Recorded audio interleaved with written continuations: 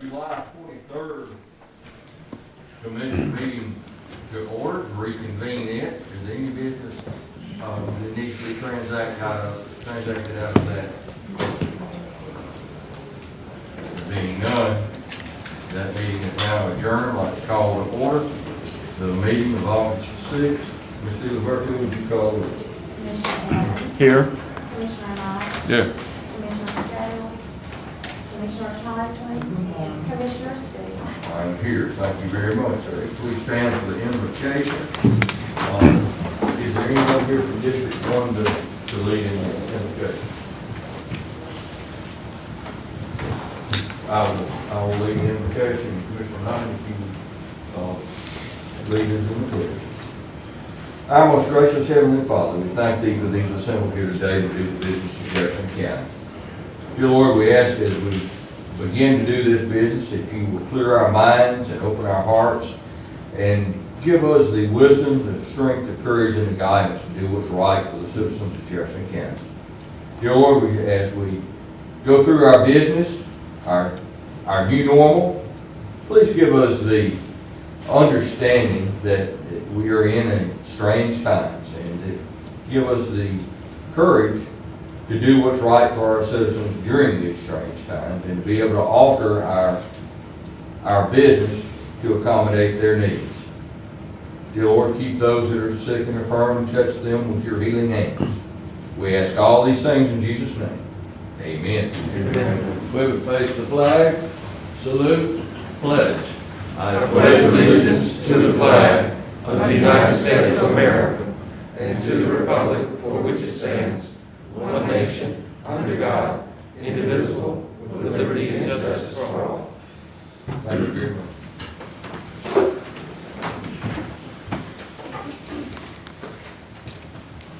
We have next on the agenda, public hearing. I'm going to alter the order of these. Let's begin with the Rocky Ridge Fire District. They have a resolution authorizing approval of annexation. Do we have Chief Lord? Chief, you want to just get up and be very brief and give us a thing, and then I'll open the public hearing. I don't know if there'll be anyone here. Yes, sir. I'm John Lord. Our address is 2911 Metropolitan Way, Birmingham, Alabama 35243. And I'm the fire chief at Rocky Ridge Fire Department. And we are trying to annex a piece of property for fire protection that is off of Columbiana Road, that is bordered by Vestavia city limits. Okay. It's kind of like to open a public hearing for approval of annexation of Rocky Ridge Fire District. Is there anyone in the audience in opposition to or in favor of this particular issue? There being none, public hearing is closed. Move the item. Second. Have a motion and a second. All in favor say aye. Aye. Thank you very much. Next we have a Z20-0020 Mark and 1L Thrash. Michael, Yes, sir. brief description. Yes, sir. There's a small portion of this property that has commercial zoning. This is just to consolidate all the zoning on the property into one so that it would be ease of permits as well as solves problems with financing, things like that down the line. Okay, this is in Quentin. Clinton, Alabama. Yes, sir. Okay. I'd like to open the public hearing on Z20-0020. Is there anyone in the audience in opposition to or in favor of this particular issue? We didn't have anybody signed in at the... No one signed in. That's correct, sir. Okay, that's great. Public hearing is now closed. Move the item. Second. Move second. All in favor say aye. Aye. All right, thank you very much. Next is Z20-0024 Valley Communications. Yes, so this is a small lot in a subdivision that's under construction, Carroll Cove down in McCalla. This lot is the only lot on this side of the street that has a zoning classification of R1S. The entirety of the rest of the street is zoned RG. They requested this rezoning so that they can align the houses along the. All in favor, say aye. Aye. Thank you very much. Commissioner, if I could interrupt you for a second. Item number 38 should be a public hearing as well. It's a beverage case, B-20-0009. Let's go ahead and go straight to that then, Michael. All right. Let's designate that as 38. Yes, sir. We're going to item 38, which is a public hearing. Yes. Go ahead, Mike. This is a convenience store / restaurant that's under construction.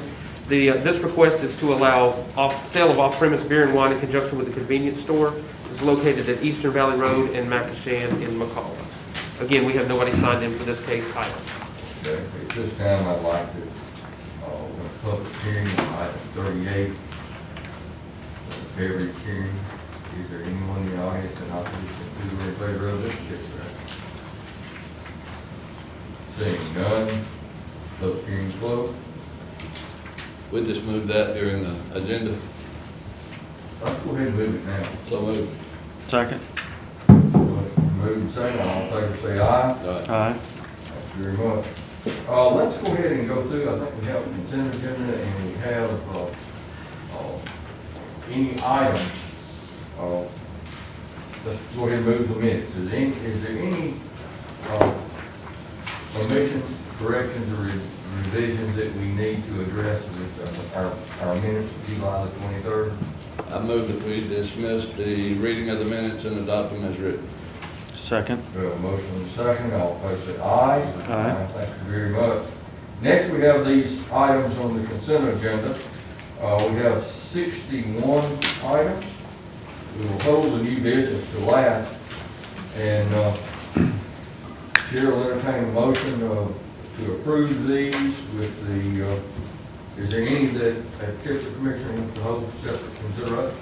I'll move the 1 through 61, holding out 52 and 53 for a separate vote, please. And I'd like to amend that to, we've already passed 38. All right, 50, what did you say? 52 and 53, they're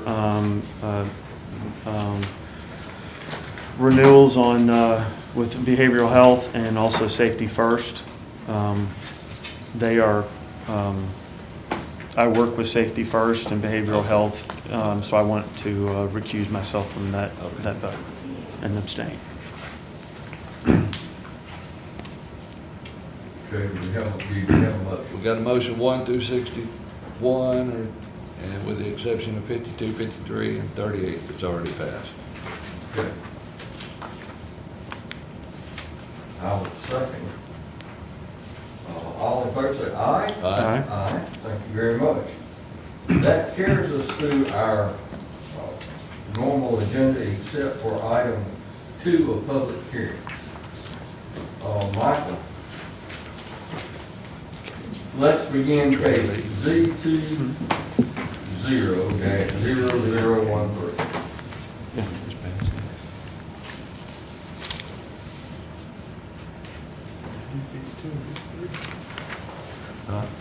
And here's the signage of this case, and it is, it is front and back. Point of order, Oh, Yes, sir. We need to vote on Yeah. 52 and 53. 52 and 53. Let's do that very quick. I'll move 52 and 53. Second. Motion been made and seconded. All in favor say Well, I aye. think he wants a roll No, call. you can't second, you're on. Yeah, you need to, Oh, that's right, never mind. okay, we got a Yeah. second. She got it. All right, Commissioner Tyson, second, all in favor say aye. I'm going to abstain. One extension. Okay, that's clear now, Mike. All right, yes, sir. This particular request is along Rocky Ridge Road in the Vestavia area. The request is to go from RG and E2 to R4 and RG for a 25-unit condominium and a 10-lot garden home subdivision. Originally, this was proposed for a 50-unit condominium development, but the developer changed the plans after the first public hearing before Planning and Zoning Commission. There were actually 2 separate hearings. The first one, the Planning Commission carried the case over for the next case. And or carried it over for 1 month to, for the applicant to get with the neighborhood or to revise, rethink his plan. The applicant submitted the revised site plan at that point in time that showed the development cut in half with the garden home development on there instead of the 2-unit or the 50-unit condominium. This property itself is zoned E2 and RG already. In essence, what we would be doing is switching the E2 with the RG and then rezoning the RG to R4. Planning and zoning recommended approval with covenants that any outdoor lighting be directed away from adjacent single-family properties. A natural undisturbed buffer shall be maintained along the south property line as depicted on the conceptual development plan. The development shall substantially conform to the site plan presented at the July 9, 2020 public hearing, and the height of the condominium building shall be limited to 2.5 stories with a maximum height of 40 feet above grade. There were some concerns there about the height of the development as it's at a slightly higher elevation than a lot of the residential development to the west. Just to the south of this development is another garden home subdivision. There were some members of the public who came in yes, sir? As we're talking, can we have a? Technical difficulties. I don't have it with me. The developer does have his request, or does have a PowerPoint presentation. If you look in your report, Yeah, you got your site plan, right. okay? Then you've also have an aerial photograph within there as well. Yeah, I've looked at them just when you start saying south and the west, and like, okay. Yes. those- Which let me- aerial let will me help get you it out up. with that. Okay. We did have some folks in support from the Creekstone subdivision directly to the south.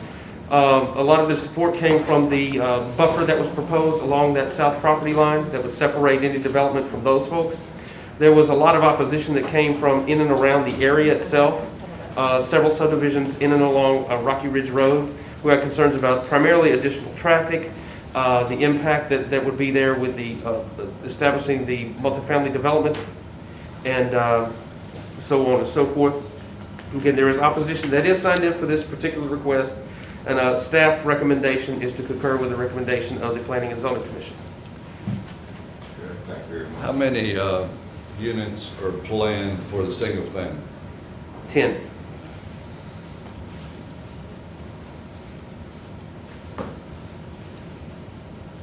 Okay. Okay, thank you. All right. We have a large set of people out that want to address this issue. During these strange times, we're going to limit this to 3 speakers and limit the time to 3 minutes each for those for and against. So I want to let that be known to begin with. We understand that there is some in favor, some in opposition. We will listen diligently to both and give you an answer after that. Mr. President? Yes. Can we limit them? Can we limit the numbers?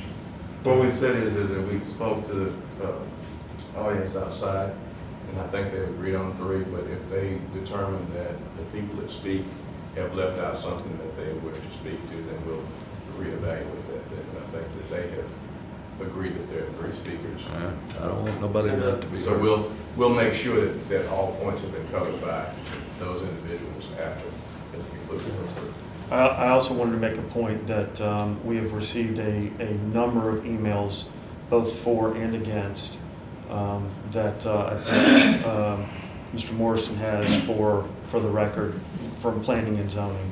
Yes, And there I was think some, we've received a number after as well. yeah, since the printing of the report, there have been several. If you all were included in that email, I didn't print that off for you. There was a couple that you weren't included on, and I provided those to you. They should be on your spot at the dais right now. Also, the applicant is here to present the case as well. Right. So, Mr. Kessler, if you're here, would you come and present your case? And as soon as we have that presenting, we'll open the public hearing.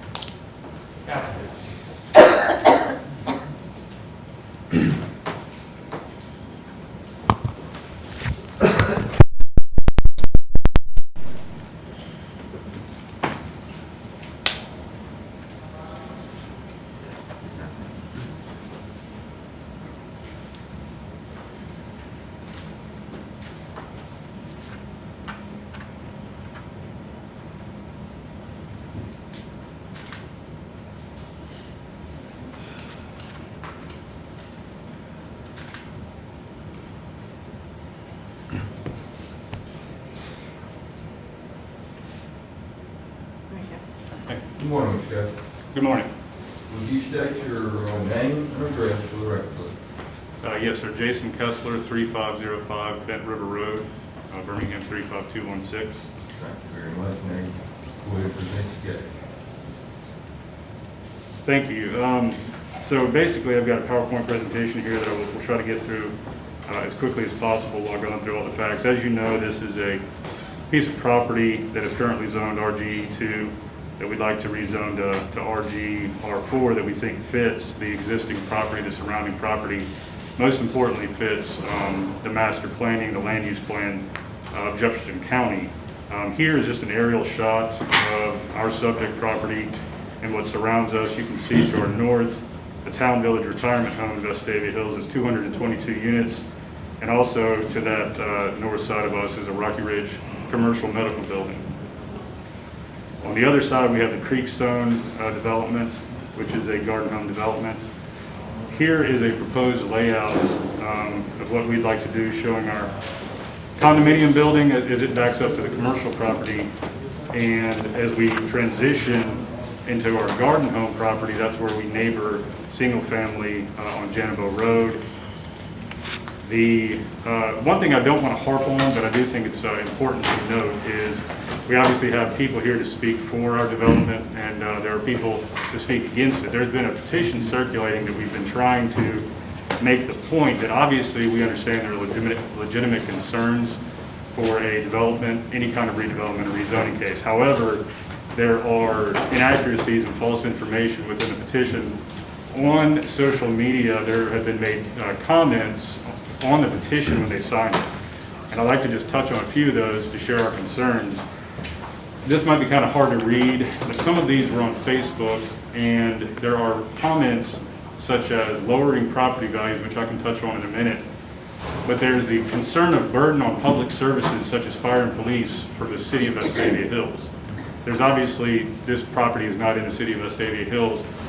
Another one touches on the school system being overburdened for the city of Vestavia Hills. Again, that's not a concern as we're not in the city. Again, another one about school system. One person even said we are opposed to building on this site, seeming to mean that they think that maybe not building anything at all is an option, which obviously is not. So again, not to discount, voices of opposition if they know the facts of the case, but it seems like there are a lot of people who signed this. We can't verify where they live, if they even live in Jefferson County, and some of the concerns are just not valid.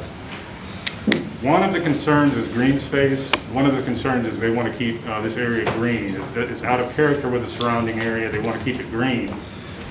This highlighted yellow areas, these are what surround us. As you can see, there's not a whole lot of green there. You see a lot of rooftops, very dense property, asphalt, parking lots. I just don't believe that that is a fair assessment of this, trying to say that we need to keep this green, because that's holding us to a standard that is not being held around us. Now to kind of get into the facts of the case and move on from that, the petition and support that we show here, these are Creekstone residents. And again, Creekstone is property contiguous to us to the south. This is a garden home development.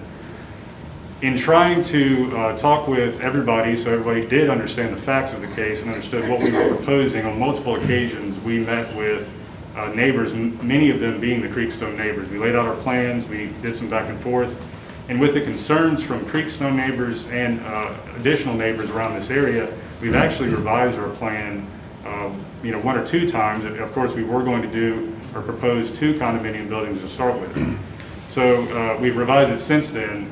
These 16 people all live in the Creekstone neighborhood. There is not a group of people that would be more impacted by this development than these Creekstone neighbors. And the majority of them in this area have decided to voice their support for our development. 3 of the neighbors of Creekstone, our development will be directly in their backyards, right up against us. And all 3 of them have signed this petition and are voicing their support for our development. This is a letter I'll just touch on from Mr. Robin Morgan, who is honestly a pillar of the community, has a lot to do with much of the development that has been done in this area.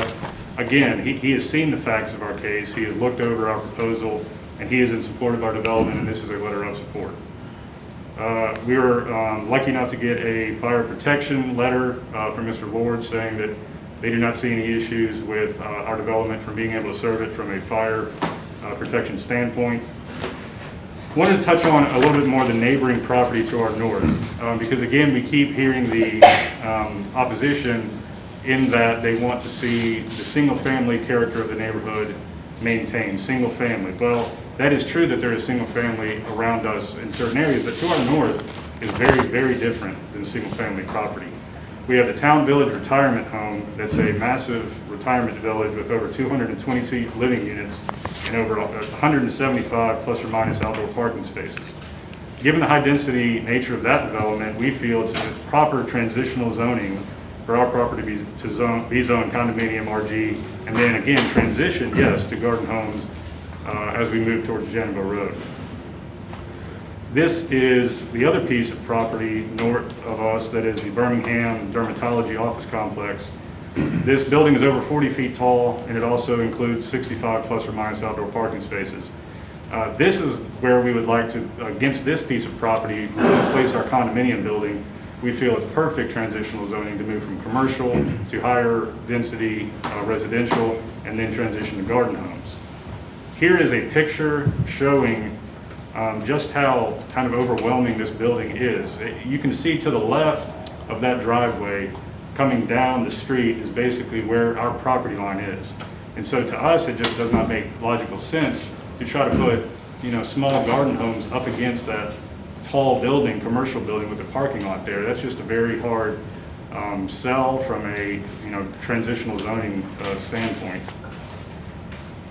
What I touched on a little bit earlier was the Jefferson County Land Use Plan. Mr. Michael Morrison was nice enough to send me documents explaining exactly why and how Jefferson County has master planned the way they have. As you can see, the subject property here is ours, and it was designated medium to high density residential.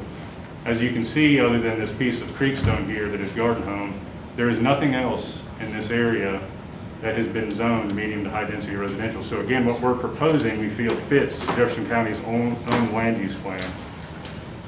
The number one objective of the land use plan, in reading through it, is to promote a residential development in a wide variety of types and styles that will attract prospective homeowners and residents from every market segment. In this area of Rocky Ridge alone, there are just numerous garden home developments. And so if the number one objective of the land use plan is to promote a wide variety of types and styles, then condominium would fit that perfectly as well. Because if we're just going to do strictly garden home again, then all we're doing is repeating what has already been done over and over and over in this area. We'd like to be able to promote and offer something that is different, that would be some variety, which again would meet the land use plan. Another document that was sent to us was the general land use plan from 1998.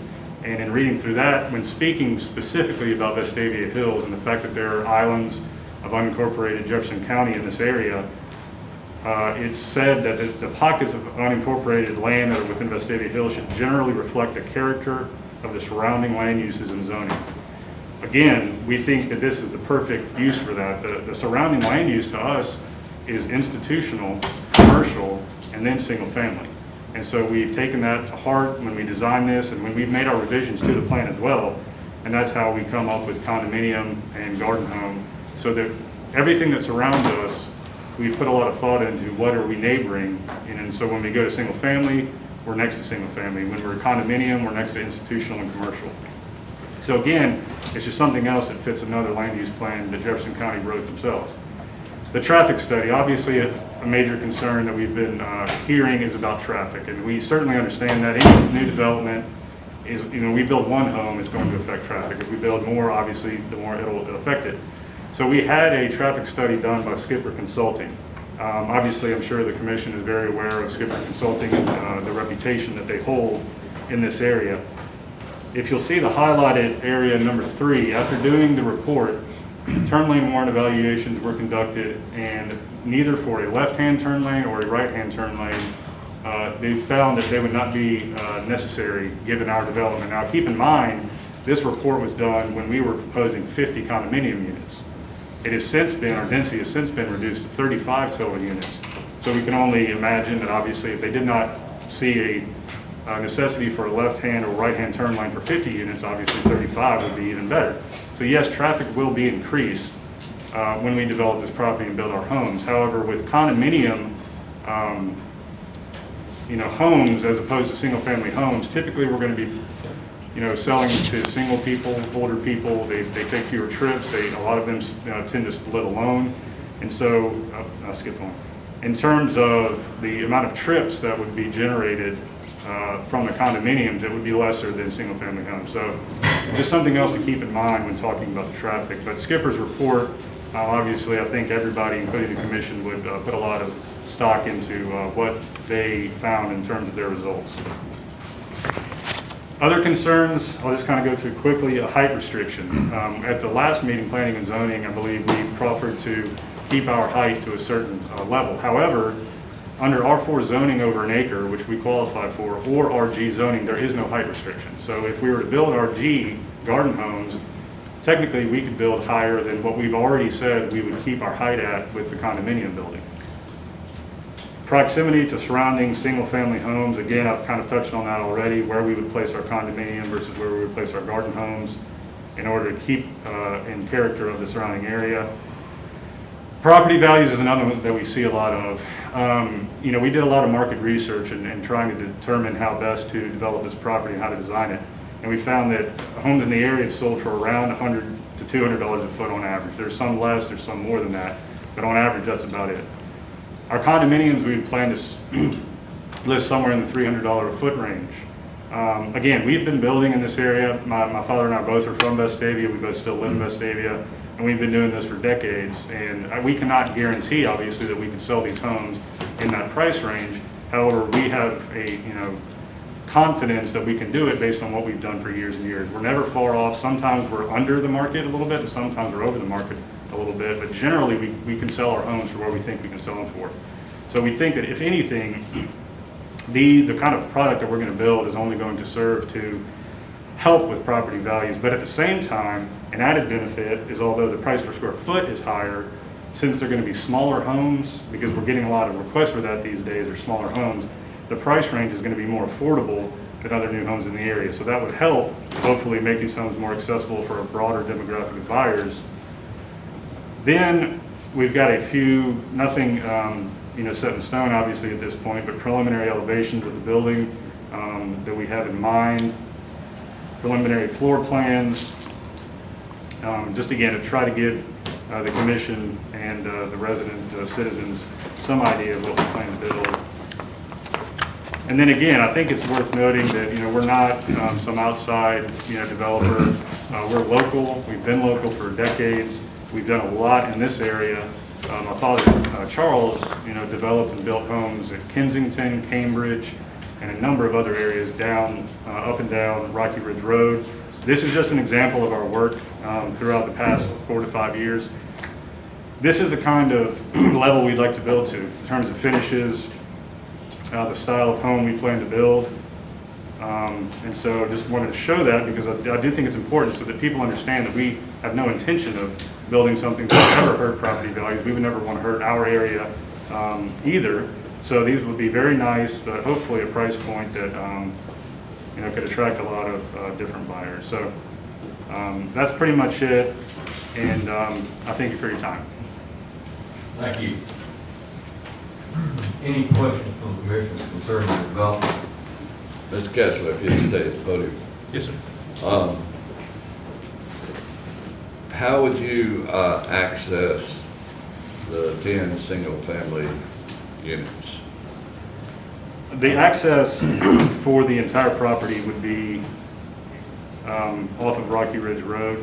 Okay. We would have one road. Each of our garden homes, we would plan to have 2-car garages to keep the parking inside, but it would be one road off of Rocky Ridge Road. The condominium parking, for the most part, would be buried underground. That's our plan. We will have some guest parking that is shown here, a little hard to see, but when you're looking at the proposed building and you see the parking spaces, those are actually underground buried. So it's not just going to be a parking lot of parking spaces everywhere. So I guess what I'm asking is, if you built the way I understand your map, if you built the 10 single-family homes over abutting the people on, what is it, Geneva? Yeah. So they would have to drive basically through a parking lot of a condominium to get to their home. They would drive past, 9 or 10, I believe, parking spaces, somewhere in that vicinity, number of spaces to get to their homes. Yes, sir. They would drive past the condominium building, but again, the majority of those parking spaces would be buried underground. I have a question, Mr. President. Commissioner. So I heard you talk about price point. What would probably some of those homes be sold for? Which is very important, especially when you're talking about the preservation of property values. So what does that look like? What is the range? Yes, ma'am. Again, we obviously have some work to do, but our plan right now, our thoughts are maybe to be building condominium homes in the 1,200 to 1,500 square foot range. It can vary a little bit, but so what we'd like to be able to do, and our plan is to be able to offer these somewhere in the 300s, higher 300s and up. We might have bigger units as we continue to design these that would be square footage wise possibly bigger, and the price point may rise. But from an entry standpoint, with our lower square footage units being around that 1,200 mark, the plan is hopefully to be able to offer these starting in the high 300s.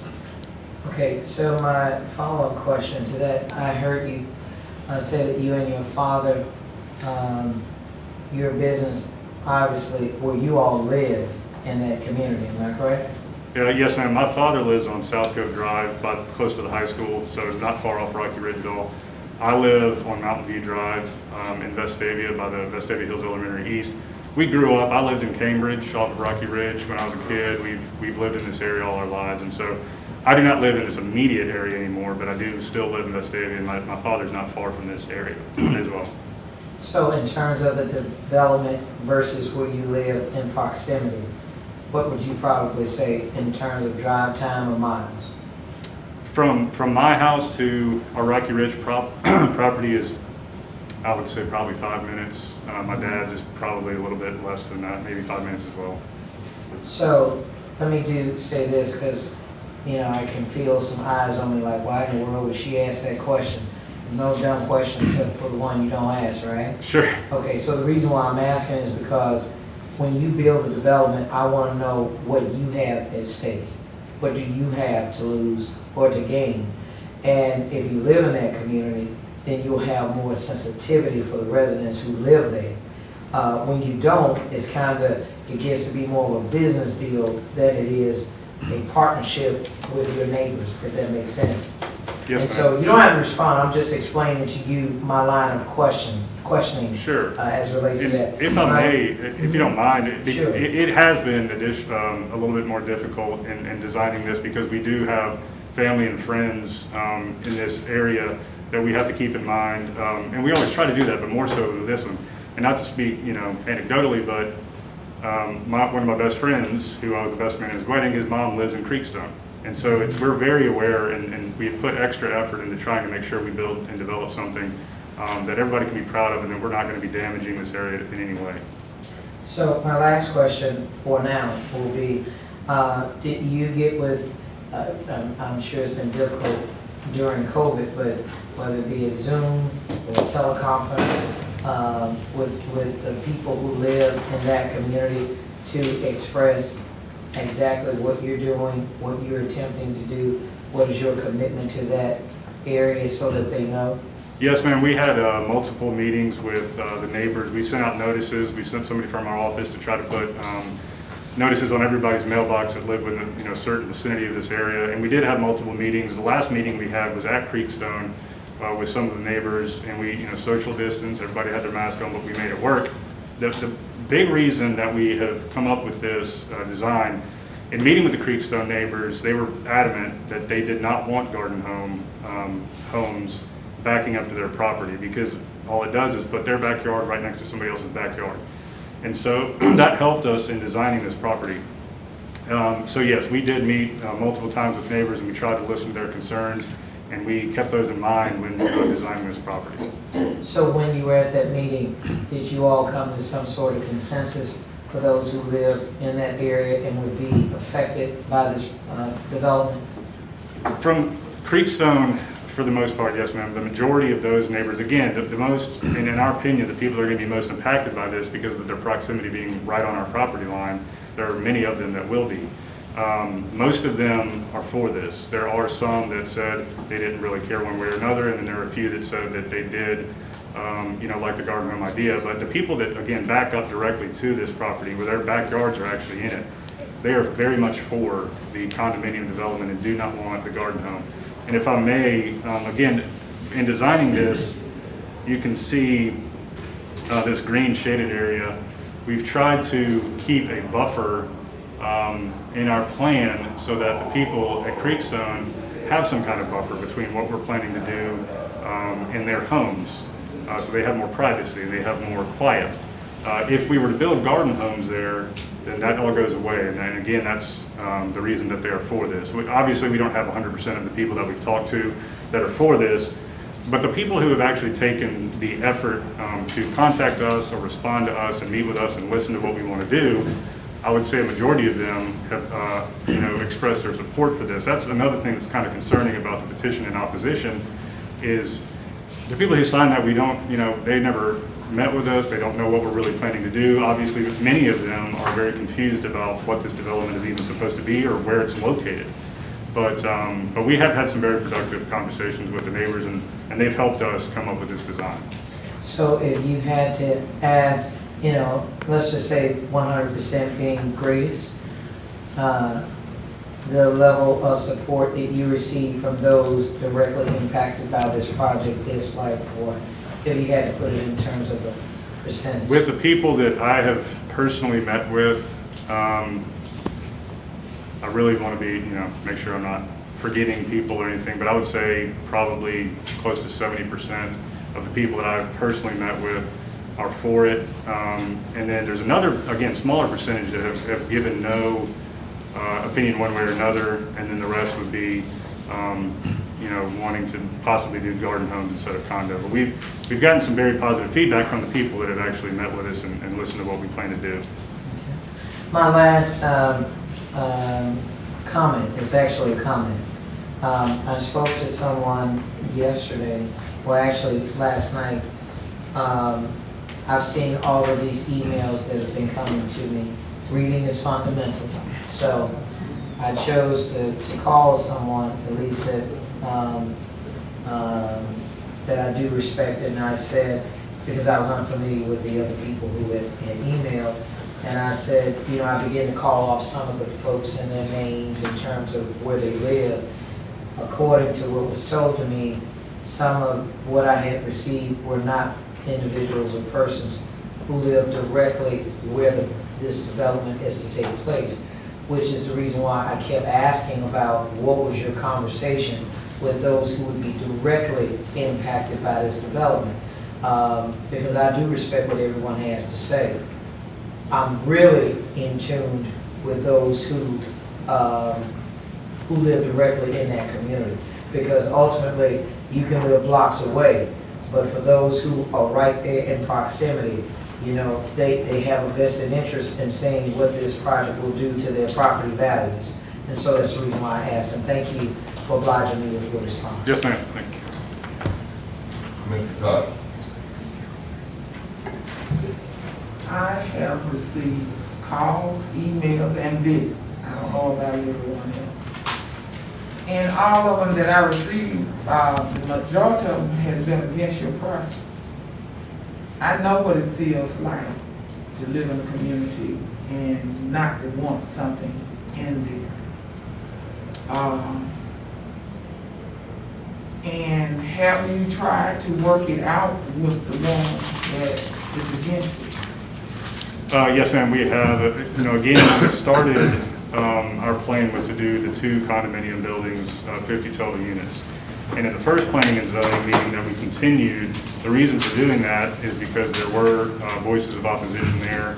And we went back to the drawing board, we revised it, and we put our single-family garden homes next to Janibo, in an effort, again, to try to work with everybody. While we have the Creekstone neighbors who don't want the garden home, and we have to listen to their concerns as well, we do have the family on Janibo that is here this morning that did not want, they don't want condominium, and so we put garden home next to them. Again, you know, we have made every effort that we can to reach out to the neighbors in this area, those at Creekstone and other places, and we've offered to meet, and we've had multiple meetings, and my father's actually been in one that I could not attend. And so I do know that there have been emails and phone calls and opposition coming through. And again, it's unfortunate that for the vast majority of those, again, a lot of them don't understand that this is not even in the city of Vestavia Hills. We would love to have met with even more of them so that we could show them what we're doing, so that we could, you know, explain to them, you know, how nice of a development this would be, how it fits the master plan, the land use plan, and get those, you know, thoughts across.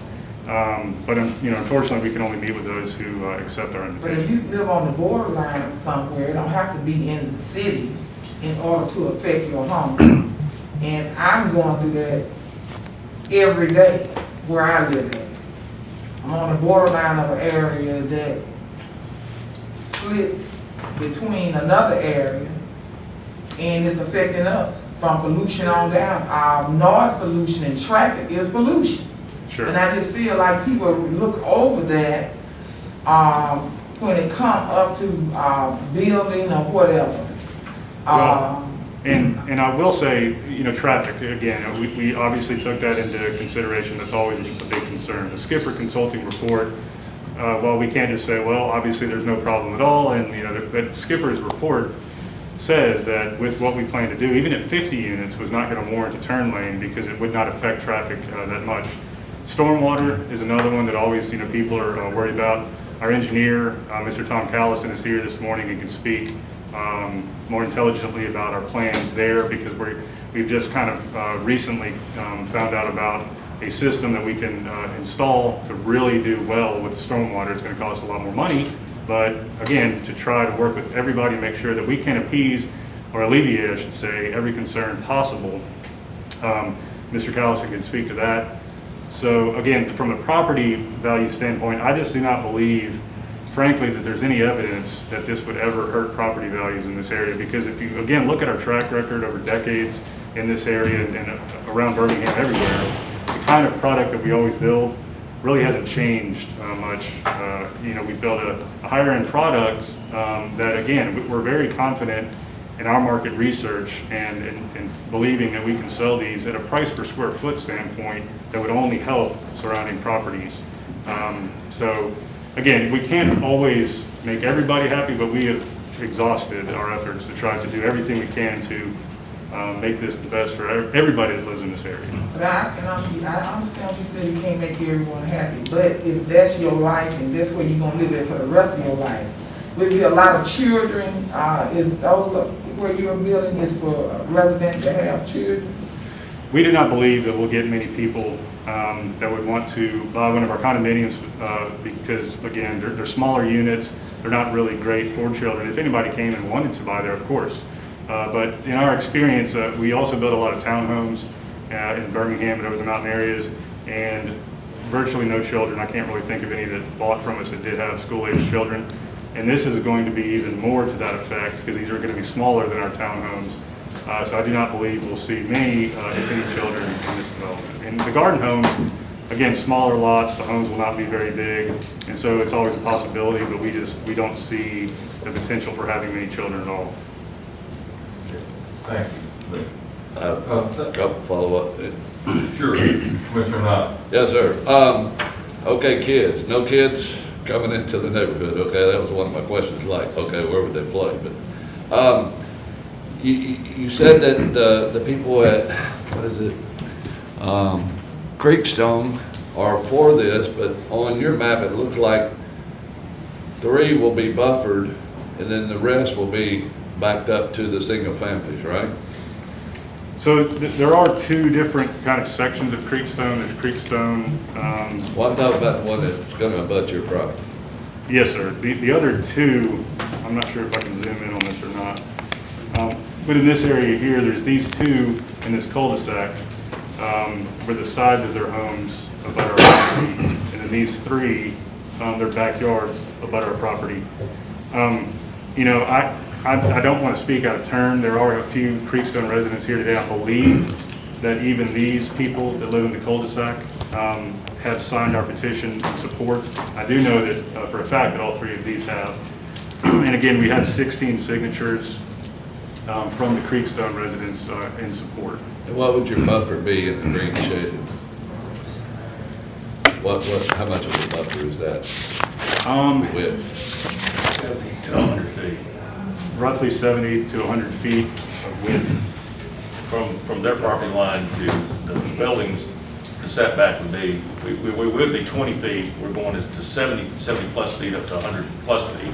Now, you said to the buildings, but I'm talking about to that first driveway, that green shaded area. What's the width of that?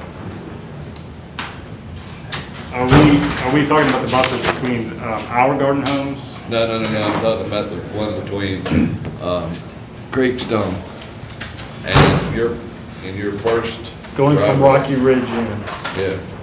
Right, Green yeah, right shaded there. area. What's the width? What's the width there? Oh, at this narrowest point Yeah. here. So, Jason, if I may, it's about 20 feet to the right at the smallest, and it increases to over 30 feet. Okay. And then we have a 7-foot grass landscape area.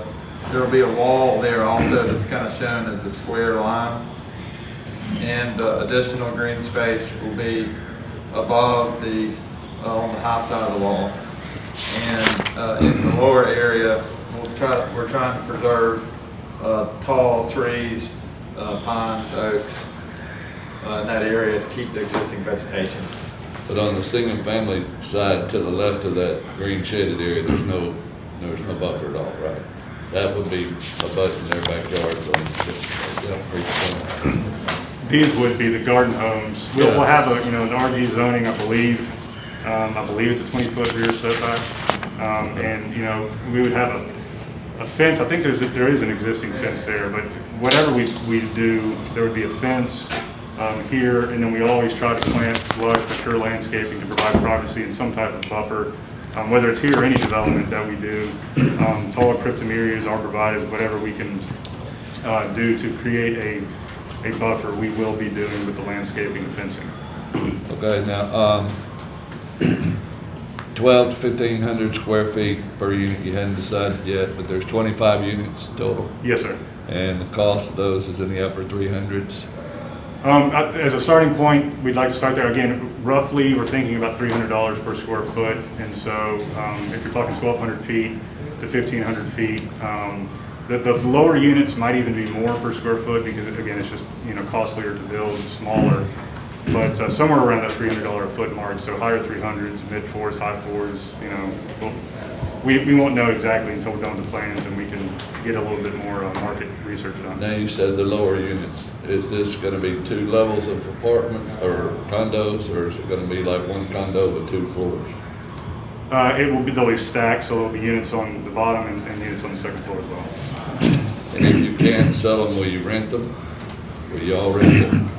Yeah, I mean, if it came to that, yes, sir. I mean, obviously we would, but again, with the price point, the kind of finishes and everything that we would have to get, the rents that we would have to get. I know, again, there's been some concern about, well, you might build apartments. We have no intention of building anything that would resemble apartments. If we got into a position where we just absolutely had no other choice, then renting them would be an option. But again, with the price point that we would be in, it would be, they're very nice, units that we're going to be building. But we have every intention to sell these. And again, in doing this as long as we have, and talking to people in this area, again, knowing hundreds of people in this area, growing up in this area, we have a lot of people who are very interested in something like this because, again, it does not exist. And again, to that point, for the land use map, the land use plan, the number one objective, it's perfect because it does offer more of a variety of options for home buyers, which fits the plan. So, do you have elevators? Yes, sir, there'll be an elevator. And you'll be parking in the basement. How many spaces per unit? Was it 1 43. There's on this? we have more than 1.5 underneath parking for each unit. What? So you can only have 1.5 cars? Well, Well, yeah, we think we'll have over 50% will probably be singles. I'm Charles Kessler, I plan on living there, and the penthouses on the top, Jay's didn't tell you, but those are $750,000, there's 3 of them that are being designed now. Yeah, again, it changes. How many parking places you get? I get one. All right. Can I follow up on that question? Yeah. So with that 1.5, does that meet the parking requirements? Was that discussed at planning and zoning? That's for- We looked at the design that they had, and yes, it was compliant. We had some questions about the size of the parking spaces themselves, but that we could all work that out if it were to be approved at, at the time of site plan design. Okay. Well, if I may, to clarify that, it's 1.5, but we have more than 2. Because some are outside, we have 43, we need 50 if everybody have 2 underneath. So everybody will have at least 1 underneath the building. But we have enough to accommodate for everybody to have 2, but some people, 7 may have to go outside. What's those penthouse units gonna go for? Sir? What are those penthouse units gonna go for? 750. He's looking to change districts. I didn't hear that. These are Viking appliances, 10-foot stands, hardwood throughout, I mean, limestone fireplace, they're really. Same size, or just? Sir? Are they gonna be bigger than the rest? Yes, sir. That's all I have, Mr. President. So, Mr. President. All right, that's Commissioner Knight, you want to follow? Yes, are you ready? Okay. So, if you don't mind, sir, just bear with me just a moment. Mr. Morrison, Yes, ma'am. I have a couple of questions for you. Okay. So this development in its entirety, in terms of its presentation this morning, you all have been fully privy to all of the information we're looking at today? Yes, ma'am, correct. And based upon what you know in terms of institutional knowledge of how all of this works, what is the best estimation that your department, and your considerations would share with us in our deliberation this morning, so that we are making an informed and intelligent decision? I will add that the county land use plan does call for medium to high density residential at this particular location. The county land use plan, however, was very vague and open about the language. And in situations like that, we pitch it to the Planning and Zoning Commission, and they essentially determine what the policy is going to be, as they are the body that has authority over the county's land use plan. And in them hearing the case and seeing what was going on in Vestavia, and working with or the developer, and then the situation about the way that they worked it out so that the residents would back up, would have the buffer, and then they also did the garden homes that would be adjacent to the single-family residential to the west. The Planning Commission recommended approval with the covenants.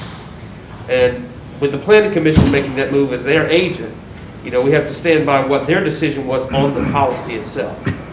Does that make sense? So the policy was vague, but by their recommendation, they sort of interpreted it for us. And that's their role in this whole, in the scheme of planning and zoning in the county. Right, because that's really where I was edging to, is Yes, what ma'am. did they have to say about it? I'm sorry, I don't mean to cut you out. I will state that the vote was split. There was one who voted in opposition. There was another who abstained. Everyone else voted in favor, and I think we had 8 or 9 present that day. Okay, so you have 8 or 9, 1 abstention, 1 no vote, Yes, ma'am. right? Everything, So at everyone least else. 7 Yes, voted for it. yes, ma'am. Did they state why they voted for it? No, ma'am. Okay, I mean, there's nothing in writing. As far as why they voted for it, Well, what I mean by that is, you would tend to think that there are some things that they thought would be beneficial for this Right. project to move forward. right. I mean, Well, and nobody then, said anything, or what, I want to hear that. well, again, the county land use plan does call for a diversity of housing stock, different housing styles to meet all sorts of people. Again, it does call for coordination with municipalities. It does call for looking at development patterns that are within it when you have these neighborhoods that are, or when you have these unincorporated, what we call pockets, when you're sort of surrounded by the municipalities, they sort of follow what their land use plan is or what the land use pattern is in these areas. And so again, in evaluating all of that, that's when the Planning Commission, in their motion and in their recommendation to you all, made that interpretation of what the land use policy really means in these areas. We had a question due to the policy's vagueness itself. So that was, again, their interpretation and their determination on it. One last question, Mr. President. So, sir, do you mind stepping over to the microphone for me? And just for me, if you can state your name and what you are to this project and this company. My name is Charles Kessler. I am the developer with my son. I live about less than a mile from this development. I do plan on living here. I'm a widower with no kids. I've got a home that's too big, and I'd like to pay county taxes rather than state, quite honestly. So if I'm hearing you correctly, based upon when you were sitting, did you say you're going to live where this development is? You're going to live on site? Yes, ma'am. Okay. And that's because of the fact that you got a home that's too large and you like to downsize? Yes, ma'am.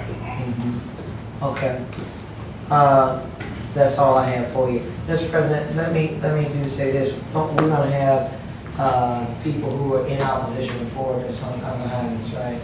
Okay, and then I'll finish my final statement. But I at least wanted to hear from our county department in terms of, you know, what was their take on it. The purpose of that line of questioning is to make sure that it's been properly vetted, that there's no new information today that had not already been previously presented. Okay, thank you, Mr. President. Thank you. Mr. President, not to belabor, but I have a couple more questions, Mr. Kessler, if I may. All right, how many garden homes, if you didn't have a condo building, how many garden homes could you put on this parcel of property? I believe it would be between 20 and 22. We have not fully designed that, obviously, with what we're proposing and hoping this will pass. But under the RG's zoning, I believe it's in that range, 20 to 22. Okay, so if this doesn't pass, will you then seek to put the zoning for the garden homes? You know, I don't want to speak for, everybody, but that would obviously be the next thought process. Okay. We would have to kind of reevaluate everything, but I would think so. Thanks. That's all. Thank you very much. I believe it's been very thoroughly explained. Thank you very much. Yes. Thank you. All right, this time I'd like to... Oh, can I hate to, but this is... Go up one more time, then. Well, I hadn't even gotten started, so... We're down here on the lower section. That's right. Yeah. We get left out a lot, don't we? Mr. Kessler and Mr. Kessler. I start calling you Mr. Kessler and him Mr. Kessler. How's that? So, is this the wrestler? That's the right one. Okay, good. We both wrestled for Coach Gay. And I live... I'll just have it out right here. No, he traveled. He beat the crap out of me. And when we finish this, we're gonna have an intermission. So I live close as well, and have lived there a majority of my life as well. Even back when it was the old Rocky Ridge Fire Station was right next door, and so understand where it's been and where it's gone through over a period of time. And I'm not going to belabor any of the points that have already been made. I know you're a quality builder, and you've shown that in a number of projects on Rocky Ridge. Excuse me, I appreciate the quality of your work. And I think a lot of the things have been handled by the planning and zoning with light pollution and, traffic. I still have concerns over traffic, no matter what. Hamilton has a turning lane. Buckhead, I understand Buckhead probably has more volume of homes in it and would require it, but with Dolly Ridge Elementary opening up, that's in high school traffic, that's obviously important. And I know there have been issues, and you've already made mention of it, and I appreciate you sending out a kind of a correction, or I'm going to go back to it here. Some of the misconceptions about the project, and I think some people did understand when it was 50 instead of 25, and the change, and that might have been changed. But you answered the traffic, you answered the water runoff, but I still have a huge concern with water runoff. I know there's been, and Cal Markert, our deputy county manager, has been involved in some of the issues that have gone on between Creekstone and Hamilton Square. And would hate for that to be an issue here, especially with Little Shades Creek right down there. Let's see. You answered the question about the parking requirements, and that could be worked out. Did you have any elevations that considered the grade and the changing grade? I mean, look, the conceptual you have here is beautiful, and what you've shown is beautiful. The height is a concern, because not only the pitch, but if you have half of it underground, the highest point becomes that minimum, then going up.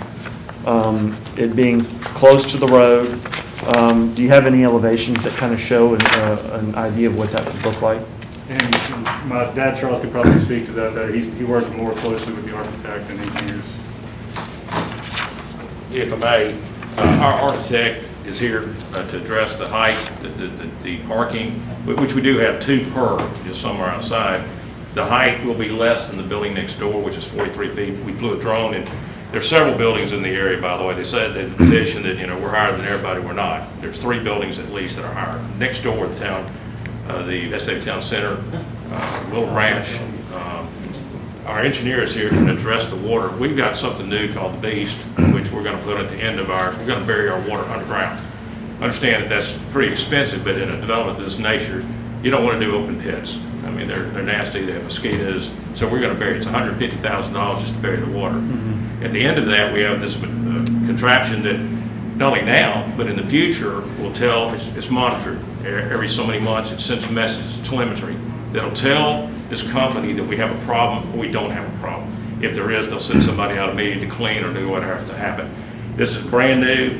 It's been approved by Jefferson County, I believe, already. I know Shelby County's on board. It's going through all the municipalities now. But it's an excellent way of controlling your stormwater. And Tom Callison, if you will, can address that. One of the things I'd like to ask is if y'all would mind just taking 1 minute to listen to a couple of the Creekstone owners who are here that do abut the property and are more affected than anybody in this room by what's going to happen here. Yeah, I think we'll get to that. Yeah, Okay. yeah.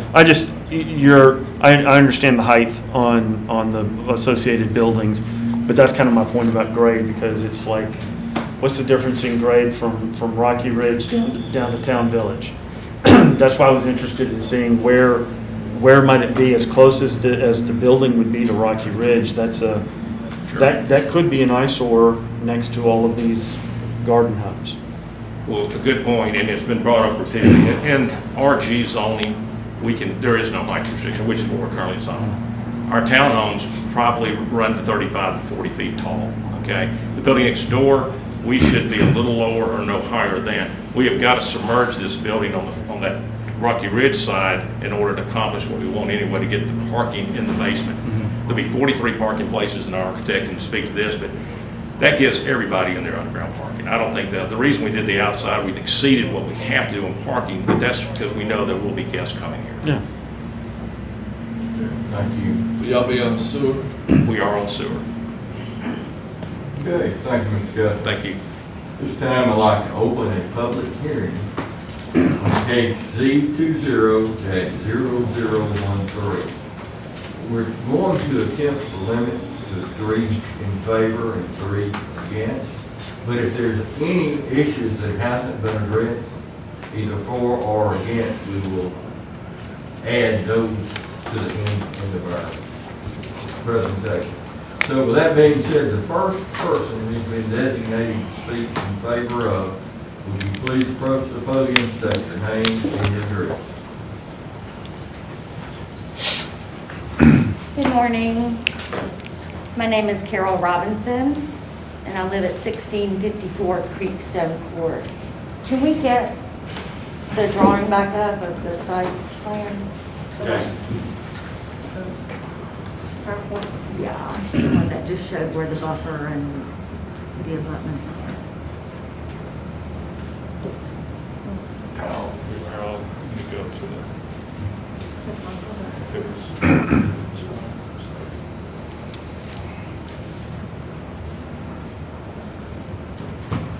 You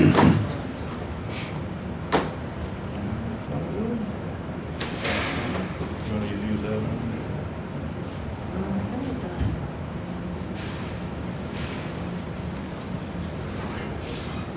Okay, thank you. I live in the third house from Rocky Ridge. So as they discussed, my backyard will be this development, which I fully support. I've lived in Vestavia all my life. I moved 2 streets out of Vestavia to be able to send my daughter to college in 2012. And I had not ever met the Kesslers before this, so I don't want anybody to think that I have some sort of relationship with the Kesslers. I totally became involved in this because of this being my backyard. Have loved having the natural space there for 8 years. Unfortunately, that's not going to happen no matter who builds there. There are 7 houses on my street, and then we have the other part of Creekstone. So in all, there are 28 houses. 26 are occupied right now. All 7 houses, residents on my street, fully support this plan because of the placement of the development. The condominiums will be away from our property with a buffer. The Kesslers, we have all met with the Kesslers on multiple occasions. We have gone detail about their plans. And so we're making our decision based on facts, not emotions. I wanted to address some of the misconceptions that are out there. I think from the opponents, a lot that we're hearing is that this does not fit Rocky Ridge Village, it'll affect our neighborhood. And as Jason pointed out, we're not really a neighborhood at that point. We are a community, but we have Town Village, we have the Shell Station, we have the sterile-looking doctor's office, we have 2 shopping centers, and then the closest residential to that is a multifamily development, which is Morgan Manor Apartments. They have been excellent neighbors. The apartments have not brought crime. And again, as you can see from what Mr. Kessler says, these are not going to be apartments. These are going to be high-end condominiums, but even if they were apartments, we've had no problems with the apartments there. Any crime that I've covered in the Rocky Ridge corridor has taken place either in Country Ridge or in Tanglewood with car break-ins and burglaries, not in Morgan Manor and not in Branchwater Apartments. As far as it not looking like part of our neighborhood, you've seen the plans, it's a Tudor style. Both of the shopping centers are Tudor style. So this would actually fit great with the architecture that's already there. Also, a lot of people in that area, a lot of us, desire a village living feel. If you would look at 2 of the most desired villages in Jefferson County, you have Mountain Brook Village and you have English Village, both of which have condominium, high-end condominium complexes built into the area. So for anybody wanting a village feel, condominiums or condominiums and townhome mixed actually are the perfect solution for this property. Should this property be shut down and we go to 22 townhomes, then those townhomes are going to be in our backyard. One more thing, I think a lot of people have said, we need to watch out for our children and, worry about them on Rocky Ridge. As a once teenager driving Rocky Ridge, as a mother of a once teenager driving Rocky Ridge, and as someone who walks and runs on Rocky Ridge every day because we don't have sidewalks, which is another conversation I'd like to have with y'all. The Charles said he'd teenagers, build them. the teenagers are the danger on Rocky Ridge, not the type of person who's going to be moving into this development. Rush hour will not be a factor because many of them will be retired. And I don't see the traffic as the nightmare that everybody else does. Thank you, Rob. Anybody have any questions for me? You said the 22 townhomes, do you mean single-family homes? If there was a, Right, so if this project is rejected, right, then I guess the next phase would be, instead of the condominium with 10 single-family homes, right, there'll be 22 single-family homes. Right. Which will be very crowded for that property. I know, but you said 22 townhomes, and like, I hadn't heard that one. Well, there's Garden homes. garden homes, Yes, Carol. whatever the correct, yeah. 22 single-family homes, Okay, which will be, I will be sitting on my balcony, looking onto their balcony. But as it is right now proposed, the condominiums will be a good distance from my backyard. but they won't be from the houses won't be very far from your neighbors to the left. Right, but I think you have to understand there is more of a natural buffer there already than for those two homes that would back up to the garden homes or townhomes or single-family homes. Okay. There's already more of a natural buffer there. And both those residents have signed the petition to support this project as it stands. Okay. Because of the natural buffer that's there, these three homes are a lot closer to what would be built there.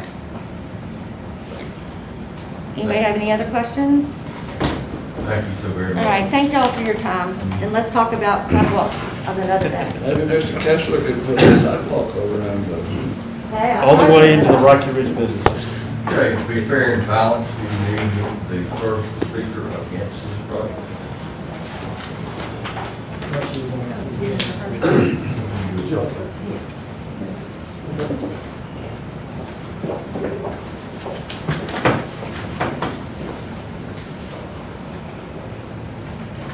Could we get the map back up, too? Would you please state your name and address for the record? Is it okay if I take my mask off? Thank you. I can't talk with these things on. as long as you're not a super spreader. I'm not. Thank you very much. Hello, my name is Marguerite Haynes, and I thank you for the opportunity to speak to all of you today. My neighborhood, Timber Ridge, is right across the street from this property that we are speaking about today. And like many of the garden homes, I live in a garden home community, and like many of the garden home communities on Rocky Ridge Road, mine is filled with active retirees. I've been a realtor for the last 7 years, and I know that a well-planned property development should never create a hindrance to the residents and patrons of a community, of an existing community, excuse me. I have no doubt that the proposed development will be very attractive. However, that is not the issue. I drive on Rocky Ridge Road every day, and the traffic is horrible, especially during rush hour. When Dolly Ridge Road Elementary opened last year, the traffic got even worse. I'm part of a large group of concerned citizens and neighbors that live near this proposed site.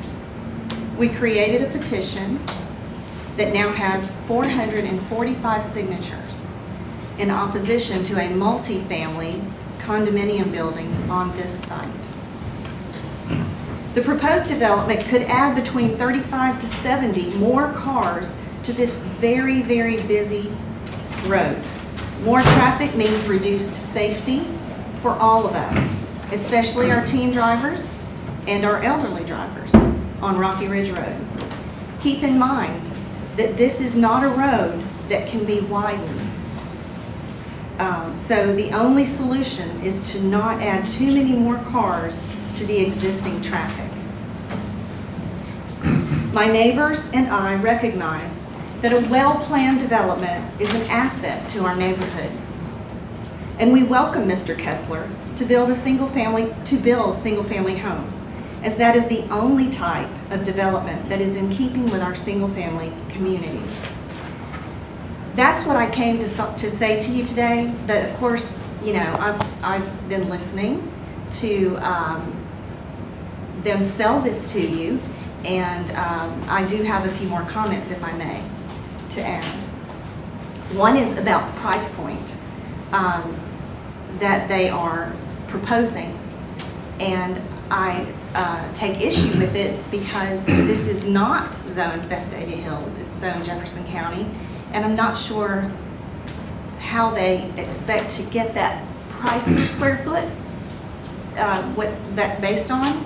Now, if they rezoned it, that would be a different story. I know from selling real estate that up and down Rocky Ridge Road, it has a lot to do with whether it's zoned Vestavia's school system or not, based on the price point. So that is something to consider when they throw out that price point. Mr. Kessler said, and his son, that he reached out to the community. I never got a letter. I'm right across the street. I never got a letter. I never got notified. I was not invited to any meetings. And I do know that some people that were opposed to this got wind of some meetings and showed up, and Mr. Kessler was not open to speak to them about the opposition to this property. So I'm concerned about why we have 6 people right beside it that are in favor of it. I would ask you to ask yourself why. They didn't meet with me, so I don't know. And the last thing is, when I look at this drawing, I wonder where's the dump truck gonna turn around? Or the garbage truck? Where's the dumpster that they're gonna put garbage in? And we got a light up there. So I think that site plan's cut off. We have a hammerhead fire truck, you know, a big rig truck could go and turn around at the end. You've got a place for a big garbage truck to turn around? Yes. Okay. It's, Well, there's no circle at the end of that I can see. It's a hammerhead. They're used Okay. quite often in these developments. Okay, It's cut off, but it's here. okay. So where's the garbage gonna go for the condominium building? Condominium building to the left of it, there's going to be a place that we could have a dumpster. So that first house is gonna be next to a dumpster? Now, we have a fence and a buffer between it. There's like 50 feet or whatever between it. Okay. Well, and 2, I haven't seen this drawing until today, and that building is really close to Rocky Ridge Road. It's very close. What is it, 50 feet? Is there gonna be a gate to this community? It is a gated community. So if a car pulls in, they have to sit there with their back end sticking out into Rocky Ridge Road No, to ma'am. push the It'll gate code? stack 3 cars. The gates are pulled way inside. And there's a right-hand turn lane proposed that we're going to do voluntarily put in there. Okay. Well, it doesn't look like there could be a gate 3 cars in, but, Well, it is. It's over 60 feet in. okay.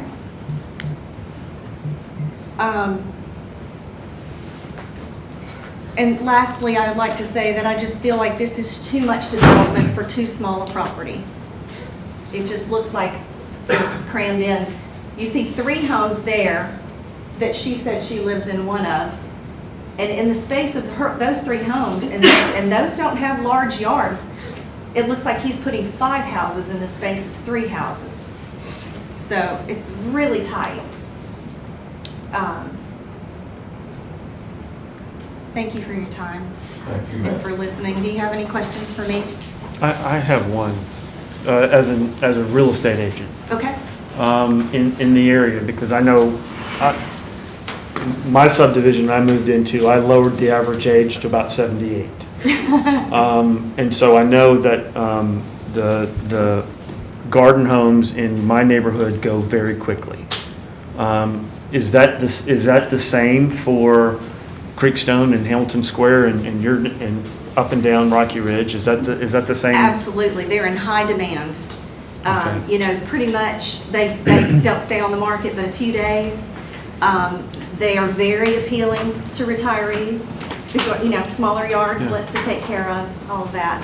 So that's not to say that that's all you have. Like in my community, I have 22 homes in my little Timber Ridge community. I'm the youngest person in there. And I have a high schooler that's 16 years old. That's why I moved there. because we would be close to the high school and he could finish his last 2 years there. And I planned for that to be my retirement house. Got rid of the stairs, and so I'm vested in this community, and when I pull out of my neighborhood, I am looking at that property. It's right across the street. I'm looking directly at the medical building, but then it's right beside it. Well, let me ask one other question as an agent. Okay. Do you find that a lot of folks that are wanting to become their empty nesters, that they're looking, kind of like Mr. Kessler is looking to get out of the paying Vestavia taxes and move into one of those pockets of the county that's still close? Not necessarily. I mean, most of these garden homes are zoned Vestavia Hills, so they're paying Vestavia Hills prices. Yeah.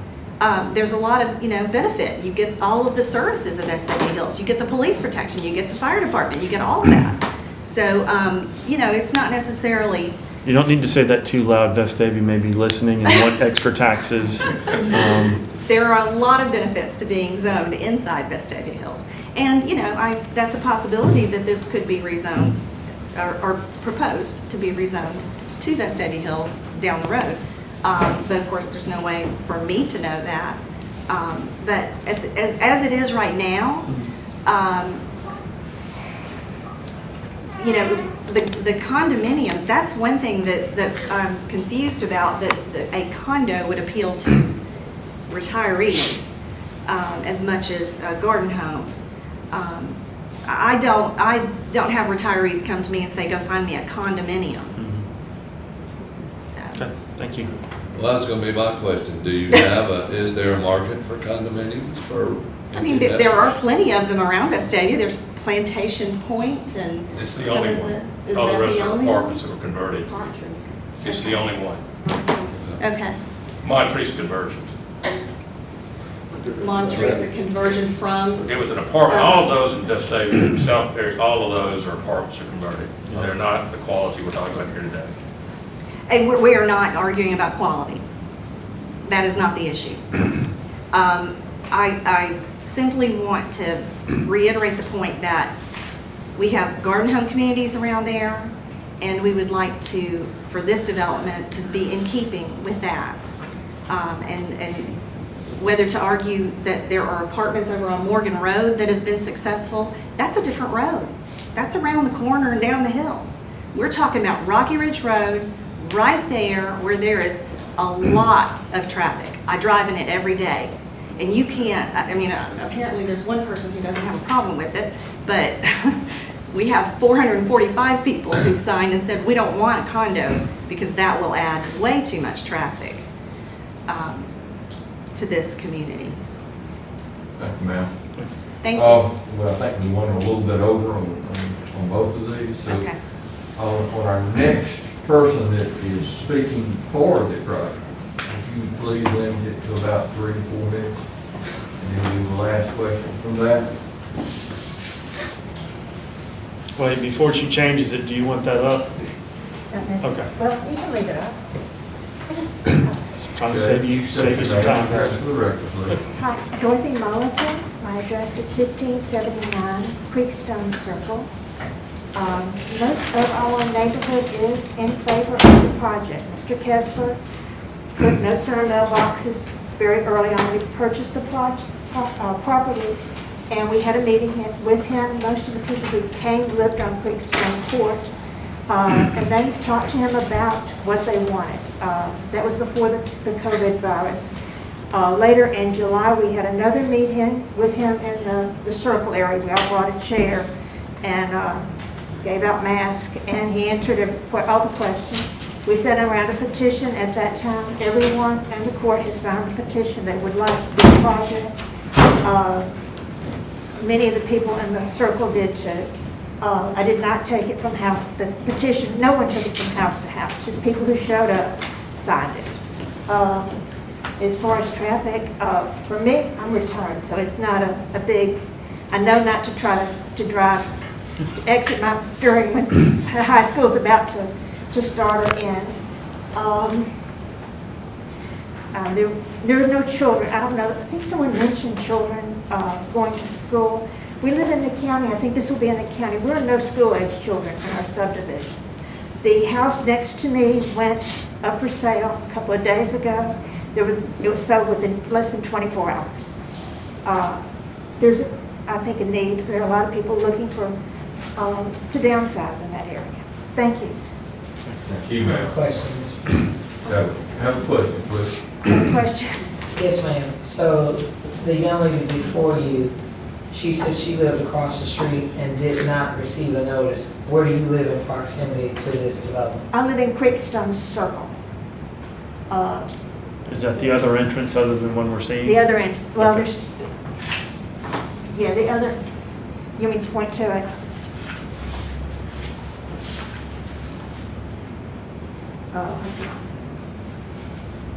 I live right over there, closer to Hamilton Square. Okay, would you say that you were within walking distance, I'm assuming, to this proposed development? Oh, yes. Correct? Uh-huh. Okay, I'm just trying to see how one would receive a notice and one would not. That's why I wanted to get clarification. Where do you live They in were, proximity of this if I project? remember correctly, they were notes taped to our mailbox. I don't know, they weren't, I don't remember them actually being sent in the mail. The meeting we had just of Creekstone residents, there was an email, we sent out an email that we were to our residents. Did you say you all had signed some sort of petition? We did. Was that petition submitted to the planning and zoning board? think it's in your Have book. we been provided this petition you're talking about? It's in your book. Okay, I'm sorry. It's in your book. Okay. All right. Okay, that's what I need to know. Okay. Thank you, ma'am. Thank you. And I certainly do appreciate you being respectful of our time. The next would be the, second, against. Second speaker against. Again, your name and address. I've got a quick PDF PowerPoint I'd like to show.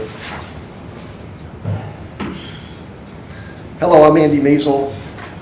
I live at 2473 Geneva Road.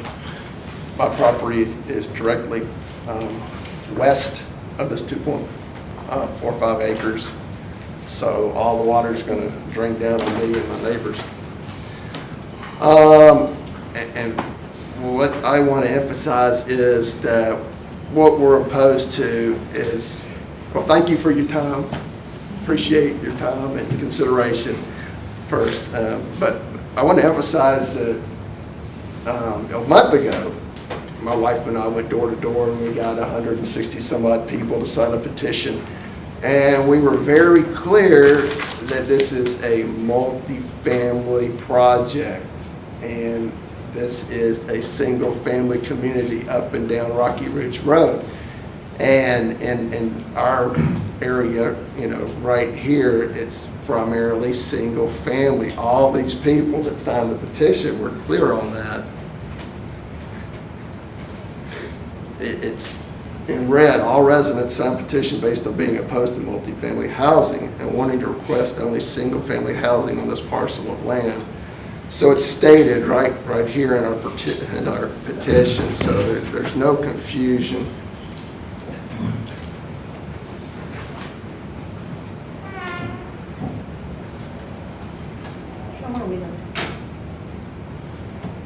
Where do we live on this? Okay, you see the green arrow, this is the 2.45 acres that's under question. I'm trying to show all the single-family housing, everything shaded in yellow is single-family housing. You got Ashley Woods, you got the Glen, you got Geneva Road, Rosemary, you got all these neighborhoods, you got Creekstone, you got Hamilton Square, you got Danner Circle, et cetera, et cetera. These are all single-family homes. This area is single-family residences. You know, it's got a family feel, and that's what we want to keep. We're concerned. You know, we want people who are going to own property and be invested, and we don't want the multifamily. And that's what everyone, you know, that signed our petitions is aware of. So You've got the doctor's office that is right next to those properties.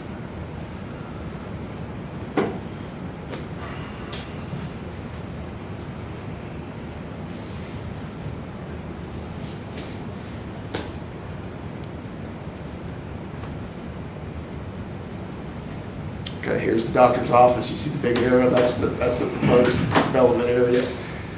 The doctor practice next door to this is very much opposed to it as well, as all the residents, most of the residents. You know, we've well established that Creekstone, majority or a lot of people in Creekstone, have met with Mr. Kessler numerous times, and they're in favor of it. I'm not sure why he met with Creekstone residents so much and not the wider community, but it is what it is. The doctors don't want it. They're afraid of the additional traffic. You know, they signed a letter, and I think they sent it to Planning and Zoning Committee.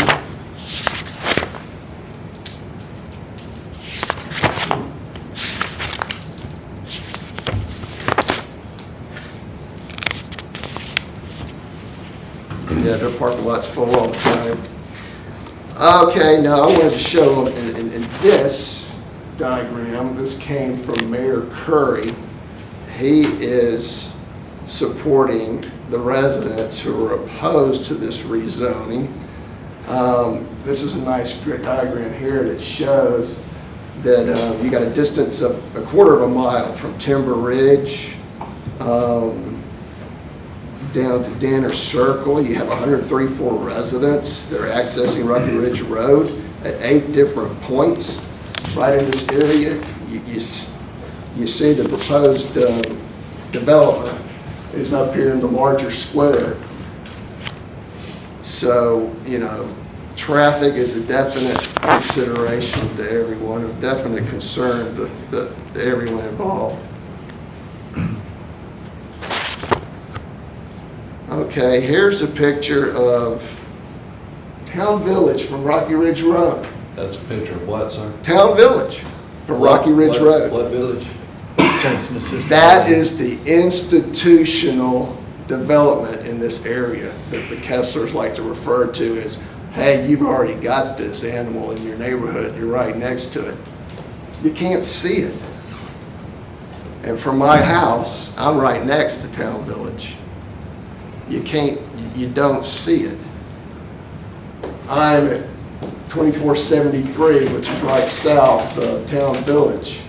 They did such a good job of integrating Town Village into the single-family home community. We got a 30-foot buffer, mature trees.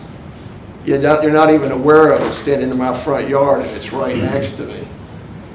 So they moved, I don't know how many tons of dirt out of that to lower the footprint, you know, so it may be 40 feet tall, but you don't see it. Unlike something that's going to go on Rocky Ridge Road, it's a piece of property that's already higher than the surrounding properties. So an additional 40 feet plus on that, you know, it's a concern. It's a concern for all the single-family residents.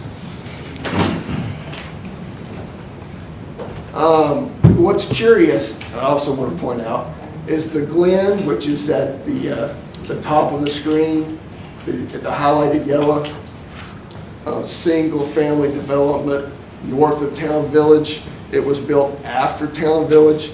These are all beautiful, I don't know, $700,000 homes. Fabulous homes. And they're surrounded on 3 sides by commercial and/or institutional. And they said, this is a single-family community. It doesn't make sense to put anything there except single-family homes. And so down here on this proposed 2.45 acres, it's surrounded on 3 sides by single-family homes. Only on one side by institutional/commercial. In my mind, in the mind of 400 plus people, it only makes sense to keep it single-family homes.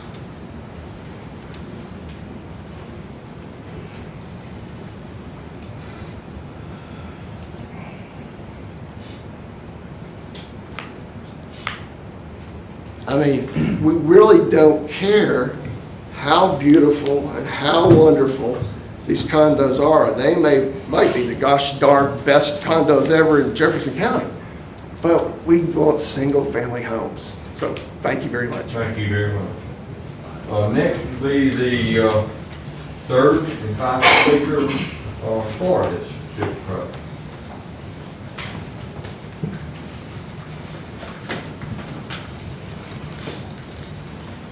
Hello, I am Rose Ann Studeman. I live at 1663 Creekstone Court, and I strongly support this development. I virtually live on Rocky Ridge Road. My mother was principal of Rocky Ridge Elementary School. My children went to Rocky Ridge Elementary School when it was a Jefferson County school. I've been on and around Rocky Ridge Road for 45 years. I lived in Buckhead, which is in Vestavia. We downsized to Creekstone, which is in the county. I'm so thankful to be in the county and not paying Vestavia $6,000 a year property taxes. I don't want to be in Vestavia. I like the county. Talking about retirees, well, I'm not, but I should be. Retirees don't travel Rocky Ridge Road when the children are going to school or coming home from school. Retirees leave later and come home earlier. That's just the way it is. It's not going to bother. They've already done studies. That's not an issue. I virtually live on Rocky Ridge Road now. It's the development and then my street, and you turn in and I'm in the first house. It would be developed eventually anyway, somehow. To make it economically feasible,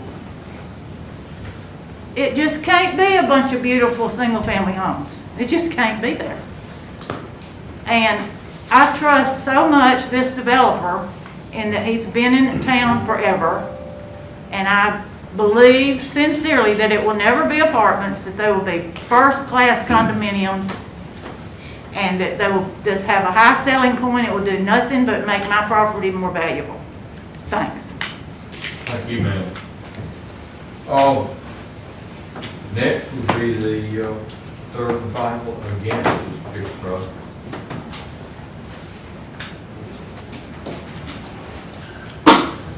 Good morning. Good morning. My name is Dane Nelson. I live at 3401 Ridgedale Circle. Really wasn't on any of the drawings you saw, but I live directly across the street from Creekstone, which puts me about 125 feet away from this property. When I sit on my deck or my patio in the morning, I look at it. Looking at the perspective of the whole thing, you know, we've got the doctor's office and their property, and then all the single-family homes on that side. And I'm wondering why we're already encroaching with commercial businesses and all that stuff on one side of the road. When are we going to draw the line and say, no, this is single-family residence? You know, when we started this thing, I guess a couple months ago, it's zoned RG and estate, and the initial proposal was for the 2 condominium buildings. And, you know, I've read enough to know that in any negotiation or compromise or deal you strike with anybody, both people have to benefit from it. And we started out way overreaching on the initial application with the R4 on the whole thing. You know, when he bought the property, he knew what he was buying. It was RG and estate. There's no guarantee that, hey, I'm a new owner, I get a redo on the zoning. You know what you're getting. Well, you know, and I can speak for probably every 445 of the people we have on our petition that we're not anti-development, we're up for a compromise. But to me, the compromise isn't going from, well, we wanted 2 condo buildings, but now we're going to do some garden homes in 1 condo building. That was so far off the beginning, the middle ground to benefiting anybody, it's not even worth sitting at the table to negotiate, which I never got that letter either, and I'm 125 feet away. So to me, the compromise is saying, okay, well, we'll help you. I know you want to put as much on that property and make as much money as you can. RG is the way to go on the whole thing. We're not asking for everything. We're not saying, hey, let's build a dog park there. We're just saying, all right, we'll meet you in the middle. We're not asking for too much. Matter of fact, we're giving. Compromising, a lot of times in my life, it seems like when it comes to compromise, I'm the one that's giving. And that's fine, because I know he needs to build something there. But let's not, I want to be treated fairly, just like 450 of the other residents there. And like I said, if I'm not affected as much as Creekstone, I got to be the next guy in line. And I don't know if we've gotten all these points that we've covered in the other hearings between the traffic and what have you. Like I said, and I don't know who Skipper is. I assume they do a good job and all that stuff. But I've been working at home during this pandemic. I've seen 3 or 4 traffic accidents in front of my house on Rocky Ridge Road right there. Even if you build a right turn lane into this thing, it's the left turn lane you got to worry about, because you got residents that are pulling in, they're going to live there, and then you got all the people that are using Rocky Ridge as an easy access interstate from Highway 31 to 280. And I can tell you, at 7 o'clock in the morning, when I leave, traffic is backed up. And Vestavia had a study on this, on that being the busiest intersection that needs attention at Dolly Ridge. And they keep changing the lights. They changed them here a couple of months ago, adding turn lane or turn signals and trying to make it smoother and what have you. But 7 o'clock in the morning, Dolly Ridge past my street is backed up with traffic. Now, I've got to take a left. And, residents are pretty considerate in terms of they'll give me enough space to get through if traffic's backed up past the street. But I'm on God's good humor looking at down the road coming from the right at people coming at 45 miles an hour and saying, well, I hope I can see far enough to pull out across blindly in this other lane of traffic without getting hit. And as far as kids in neighborhoods, in cars, going to school and whatever in the morning, they look like ants up the street from where I am. Because we don't have garden homes. We've got old school, big yards and tons of kids around. But like I said, and we've shown videos of the water problems that they have down on Jannabo Road, and all that stuff. But like I said, I hope that you guys, if you haven't seen that, are aware of it. But my biggest thing at this point in it is I'm not anti-development. I'm pro-compromise. But I think looking at these condos is overreaching, taking advantage of that, because when you start the negotiation so unbalanced, then you're so far away from any kind of fairness that you can't reach anything.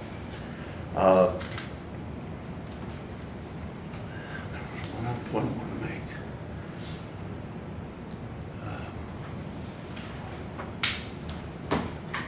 Well, it escapes me. R4 zoning. Thank you. Yeah. All right. Do y'all got any questions? We appreciate it. Are there any other, all right, I see one issue. Is this speaking for or against? Against. On the commission? Okay. Is there anyone else who speaks in favor of it? So I will entertain Thank you. one more if it's a It different issue. Hi, my name is Mary Measle. Andy is my husband, and we do live right behind this proposed development at 2473 Jannabo Road.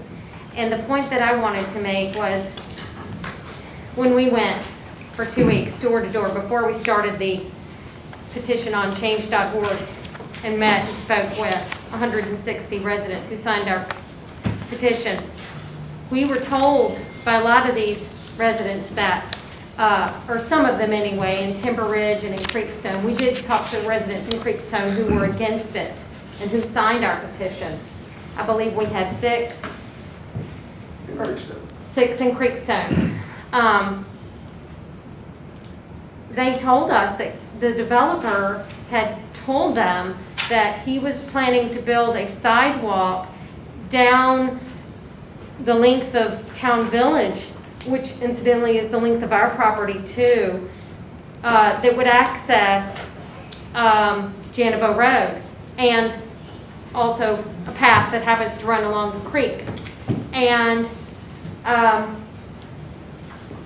we lived at our residence for 21 years. We were there before Town Village was built.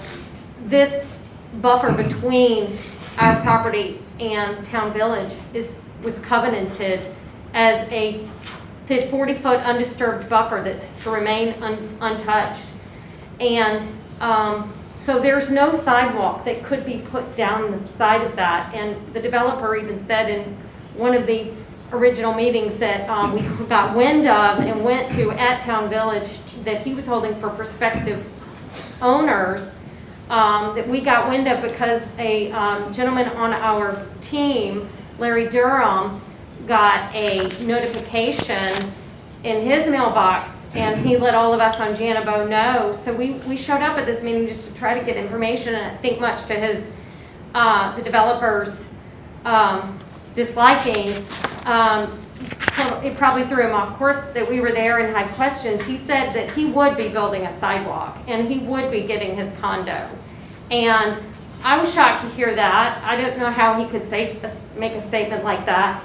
But the city of Vestavia knows that this land and has the documents to say that this buffer in between the property that he purchased and our property and Town Village is a covenanted 40-foot buffer that's to remain undisturbed. So no sidewalk could go through there. And for him to be stating that to homeowners, it's misleading, and he's making false claims and misrepresenting building plans that can't happen. And one other thing that, I don't know if anybody's ever stated, but R4 can also be apartments. I know there's all talk about, I think that a lot of people are concerned about that, because what if anything were to happen to this developer or his plans and it falls into the hands of some other developer? Well, if it's R4, then it's apartments. Nobody has to get anything done to automatically put apartments there. And for the entire community of the surrounding area who's opposed to it, how can you vote to approve a condo building for 3 people who live right behind it who say that they're okay with it when everybody else around it is against it?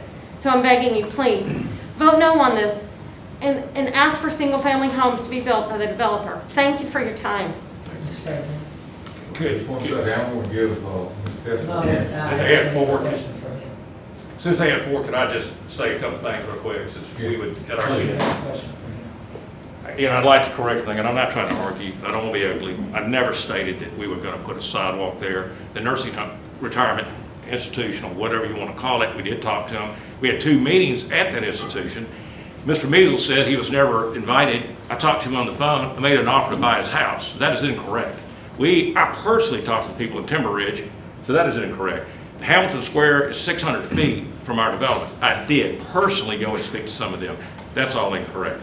I will offer today to do a sidewalk down Rocky Ridge Road with the assistance of Jefferson County, and we will pay for part of it. I'm doing it in Vestavia right now. Vestavia's helping us. I'm paying for the sidewalk, the curbs and gutter, and Vestavia's paid a part. So that is incorrect. These notices that they keep going on about, y'all, I called as many people as I could. I invited them. I want them there. I want the facts. That 440 names or whatever, I got a little bit of that. I called. These people, some of them live in Pelham, some of them live in Russellville, Alabama. They got anybody and everybody. It's what's happening in Facebook page. Please, ma'am. Sorry. I'm telling you the truth. I ain't gonna sit. And we need to wind it up now. I don't want to argue, but I'm telling you that 440 names on there, fictitious. Did you have a question? Well, actually, it seems though you answered the question, because I wanted it to be on record. Yes, ma'am. Since the person before you stated that you said something about sidewalks, I wanted to know, is that something in writing? And did you actually say it? See, because when you say something here, I wanted to be on the record in terms of what you did say. So either you said it or you didn't, and seemingly you have already addressed that. Can you hear me? Yes, ma'am. Okay, I know my voice is coarse, but I'm just saying that I was asking as a backup to her claim that she's saying that you allegedly said you were going to build sidewalks in an area that obviously was not doable. So I wanted to hear that from you, and it seemed as though you were coming with that, and I didn't know it, but that was my question. You know, is there anything that has been stated that is untrue in addition to what you've already said? If it's something you've already stated, then you don't have to restate it. I just want to be for our records in terms of what your rebuttal is. Well, we stated in that meeting, never said that we were going to build condominiums regardless. We said we are asking for condominium zoning. I would never say that. I've been developing, I'm a broker for 43 years. My son is a broker. Trying to talk to her 7 years of experience, I know she's a broker or an agent. We thought this through, y'all. I mean, there are people that are all my age that went to Vestavia High School with me that want to live there. We don't want garden homes. We would like to have a condominium. And so far as the sidewalk, yes ma'am, I said we would like to have a sidewalk that would link up with the Vestavia sidewalk that goes all the way down to the new Publix that's being built. They don't want us using that sidewalk, so there's too much pedestrian traffic. There's not enough traffic as far as I'm concerned. If that doesn't work, I'm more than willing to get with the county and pay for part of the sidewalk to be run from the CVS up to this site. We've already looked at it. We've already started my engineers here tonight. We've already started looking at what the cost would be to try to help the county put in that. And I think we can get some assistance possibly from Vestavia with that as well. Vestavia already plans sidewalks on Rocky Ridge Road. But they keep talking about this as a single family. If y'all will look at that map, everything to the north of that, where we are, is all commercial or institutional. We are the perfect buffer. This is exactly what Jefferson County wanted. They did it in their planning. Medium to high density. We did medium toward the single family, which is next to the measles, and we did high density, which is condominium, not apartments, next to this office building. It's going to be tough to sell garden homes with a 43-foot building next door, and we will be lower than that building, no taller than that building. They keep going on, I understand that, and we tried to work with them. Architects here, we are submerging that building into the ground so that it is lower than the building next door to us. So in the event of your transition, if you should transition, and all of us have to, the person before you mentioned that in the event that something in your passing and someone could come behind you, what is the role of your son in this business? Is he then the heir to this business? Yes, ma'am. They're buying the company now. My children are. I have 2 years for retirement. This is where I want to live. The kids are taking the company over. I've been doing it for 43 years. I've had enough. I want to retire in Vestavia area without Vestavia taxes. Thank you. The public hearing is now closed. Commissioners, any commissioner would like to address this issue before we call it quits? I did, Mr. President. All right. But I mean, I'll listen to whoever else wants to speak first. Go ahead. I'll go. All right, go ahead. Commissioner Hammond. All right. Mr. Kessler, I know you do quality stuff. I still do have some concerns about elevation.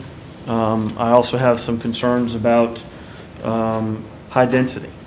And at some point, I might call that, it's not an official thing, but I almost call it extreme density. Compared to Creekstone, that's a lot of vehicles and people on one spot. I do agree that I would love to see that kind of volume in and around the Rocky Ridge Business District.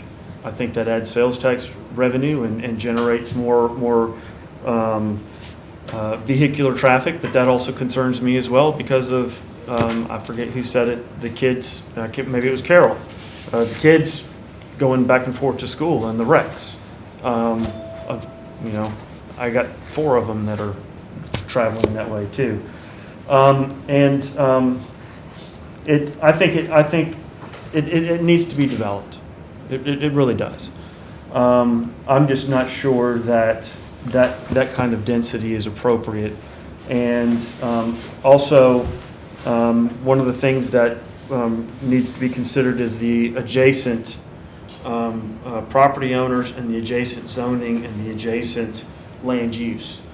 And so I did have an opportunity to talk not only with the city manager but with the mayor with the city planner for the city of Vestavia Hills, and the mayor sent a letter personally and also accompanied it with some concerns. I did give this, I'll give you a copy of this if you like. I've given it to each one of the commissioners and our attorney and the clerk for the record. It was personal. They did not hold a public hearing and did not do a resolution associated, but he does, along with some of the other council members I talked to, they do have concerns with the adjacent property owners.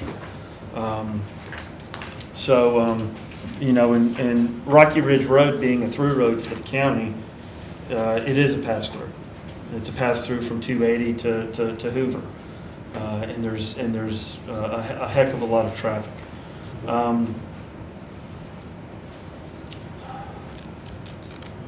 So those are some of my concerns and thoughts, and some of the concerns I kind of I have to look twice at.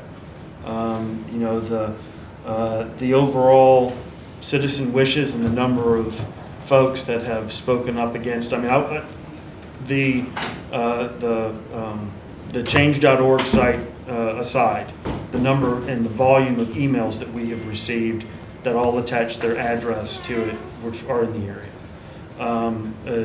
was pretty significant. So, those are my thoughts, and I just kind of wanted to put those out there. Mr. Sheriff. Thank you, Mr. President. So let me say this, because it's not in my district, obviously, it's in Jefferson County. I heard the word compromise from one of the opponents to this project. And I do believe there's always an art to compromise. I looked at the people who spoke, who were for this project. Two that I perceive, and I may be incorrect in my perception, but our seniors who spoke about the children and some other things, and then you had Ms. Robinson, that all of us, if you read AL.com, is familiar with her. Also listen to those who were in opposition. I will say this, and only hear what I say, don't add or subtract anything that I do say, okay? Because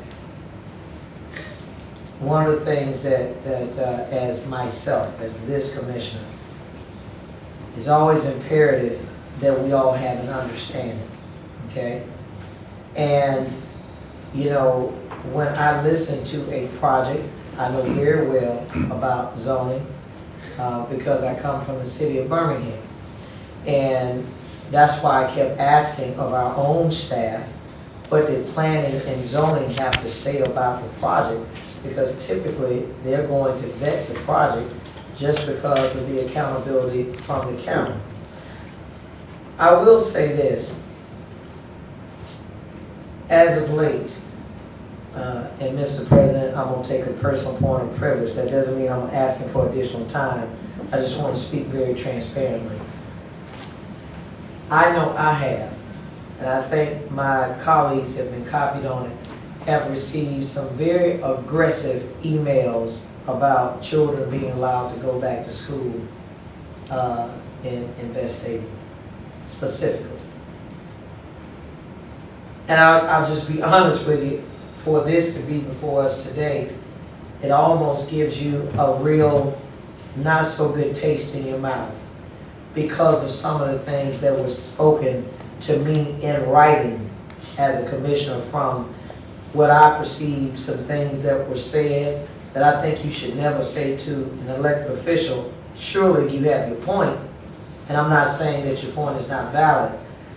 But when we get off into things like that, it kind of shows me as a commissioner how you really feel about us versus why you're here today, okay? And they were not nice emails. I can't speak for them, I can only speak for myself. And I don't mind making them public. So when I listen to you all today, everyone, both sides, all I can say is, and this is where my personal privilege comes in at. Point of privilege. You know, I think about two people who came up here out of my community and cried for help from this commission, and nobody wanted to hear. And I'm saying today, I would ask that it be respectfully carried over so you all can have at least some more discussion instead of it just, but if the votes are there, and I contend that it probably is, don't know for sure, that you know, there's going to be some opposition to it. I can tell you that I will probably abstain from it. I typically will listen to citizens. It's kind of hard to hear some citizens when you tell them you pay my salary and then you begin to make accusations about an entity that is not even a part of the county, because people have certain views about children going back to school. And that's why I never responded, because when you don't have anything nice or professional to say, it's just best not to say anything at all. But I will tell you that when I look at in my community, the same person who came up and one of the commissioners definitely told me that they needed more data, and they gave me all this, and people, this person said they had fear of living in their home. Their husband has since died since that time. And one of the most hurtful feelings is when you have people you know who's going to stand for your community, and they say, I gotta move. Now they said they purchased a pistol when they came and pleaded with this commission to at least have some sort of sensitivity, and they didn't. So rather than to put anything for or against this project, if it decides to move forward, I'm going to abstain. I am one that will vote no, because nobody controls me. Absolutely no one, period. But I can tell you that what's good for the goose is good for the gander. And if other people don't want it in their neighborhood and in their commission districts, I don't see what makes this area any different. The county is the county, and it should be equitable, period. And anytime someone doesn't have an understanding, then I would caution you to make sure that you do. And like I said before, I'm really clouded in my judgment by some of the previous emails related to the school system and some of the things that I thought were very distasteful.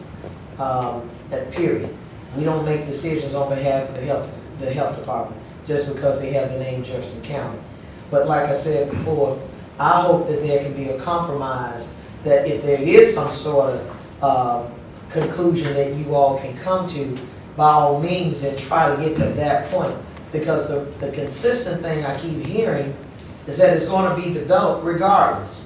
So what you do want to do is to place yourself in a position where you can say, well, let's manage what that development will look like so that it's not adverse to the community. And hopefully both sides can understand what I'm saying. If it's going to be developed anyway, then strive to work together so that it's built along the lines of what you all can at least find acceptable to your community long term. And so, Mr. President, that's all I have to say about that. But just know that commissioners, I'm going to be looking forward to the day that we're going to spread this kind of concern throughout Jefferson County. Because I don't want us to pick and choose what communities should be privileged, entitled to speak about their community. If you live there, you should speak up for your community. That's just the way it goes. And if you need help, and we're the entity that help, I just hope that it doesn't fall on deaf ears. So I want to give those in opposition at least a courtesy, because normally I will tell you no. That's just being very candid. I will tell you no. Because at the end of the day, I want us to be fair and equitable for everyone. And the reason why I am abstaining today, if it should move forward, is only because I am clouded with all these emails that we were getting on last week that I don't mind sharing with you or the media to let you know that this whole school system and everybody, it was not nice. And it definitely came from parents or people who wanted to see their children back in school in Vestavia. So that being said, Mr. President, I'm going to end on that note. I just hope that we are that cautious and careful with every community in Jefferson County. Thank you. Any other commissioner would like to address the body? Can I ask one question? Yes. Mr. Morrison, Sir. if as the commissioner suggested, if we carried it over, could there be a change in the zoning without it going back to planning and zoning? The Without only re- having to advertise and go through all that?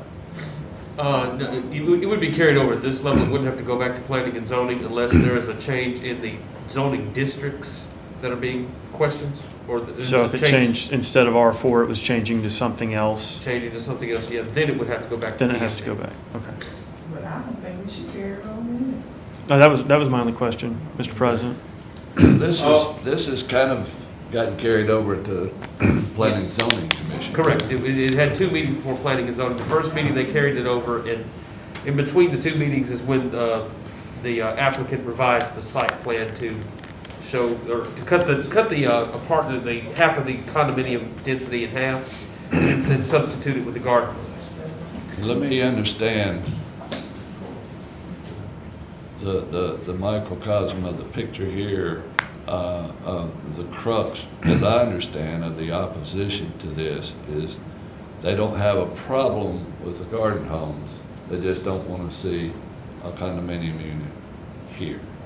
That's traffic.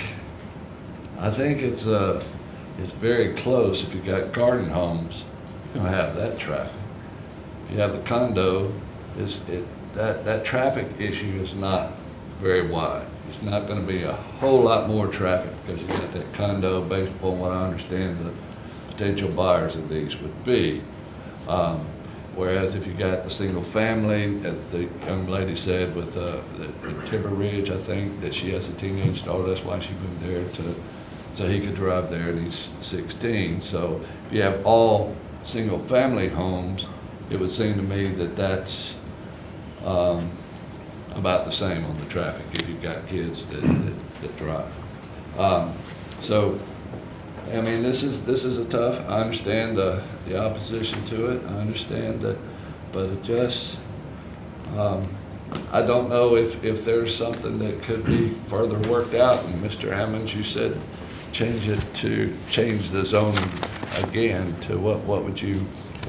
Well, as it was stated earlier when Jason was up and the question was asked, because I think you're correct. They were saying that they're against multifamily. They're supportive of garden homes or something similar, if that would take another rezoning. So if there was something that could be done if we carried it over and there was a change to the zoning so I'm thinking more along the lines of being more efficient and not having to cause expense for advertising and going through and extending the process.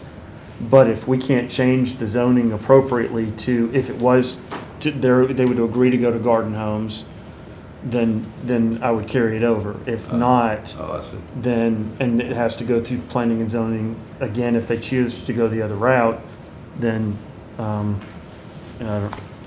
but you said it's not possible. Well, no. Again, if they were to request something totally different, the RG has already been advertised for. Right. And the planning commission did hear the request for RG as well as the R4. Now, the makeup of the design and the layout has changed, but I think if they were to amend it to just RG, or I think that you could even rezone it to the entirety to RG here, and it'd be fine.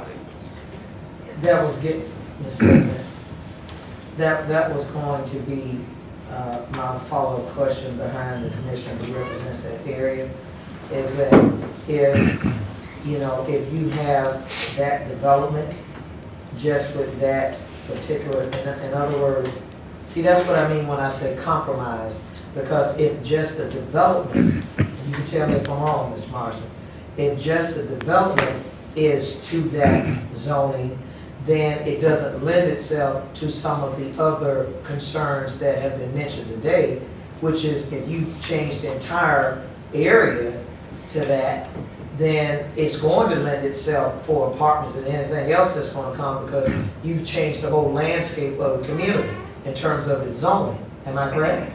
I'm trying to follow you. Okay, so today we're looking at this development. Yes, ma'am. To be an RG, let me make sure I want to say RG and R4. RG and R4, right? Yes, ma'am. All right. is that for the entire community as it's advertised, or is it just for that development? It's just this one parcel that's right there. Okay, so that's why I wanted to get a clarification, because the community needs to know if it's just for this one parcel, which is identified or contingent to this one development, then anything outside of that would not be in this zoning, am I correct? Yes, any action that you take today is only gonna pertain to this one parcel. But This the one- land this use one is parcel. compatible with that zoning. Right. Yes. I get it, but that's what I'm trying to make sure that the residents, do they get it? Because if it's just for that development, then some of the concerns that they have would have been addressed, because you cannot have anything else that surrounds that property is going to be zoned the way the existing properties are, that they want to make sure it remains the same. Is that correct? Correct, this has no effect on any adjacent properties, it's just pertaining to this one piece of property. Okay, so, Mr. County Attorney, and I know I can barely see you, so were you saying that if only for this project on this one parcel is zoned that way, then, Mr. County Attorney, is there anything that has to be amended? Because I did hear about covenants, because I am on that too. Because I would want, if planning and zoning agreed to it, then it does need to meet, and the developer needs to understand that those covenants have to be adhered to, so you're just not freelance doing whatever you want to do.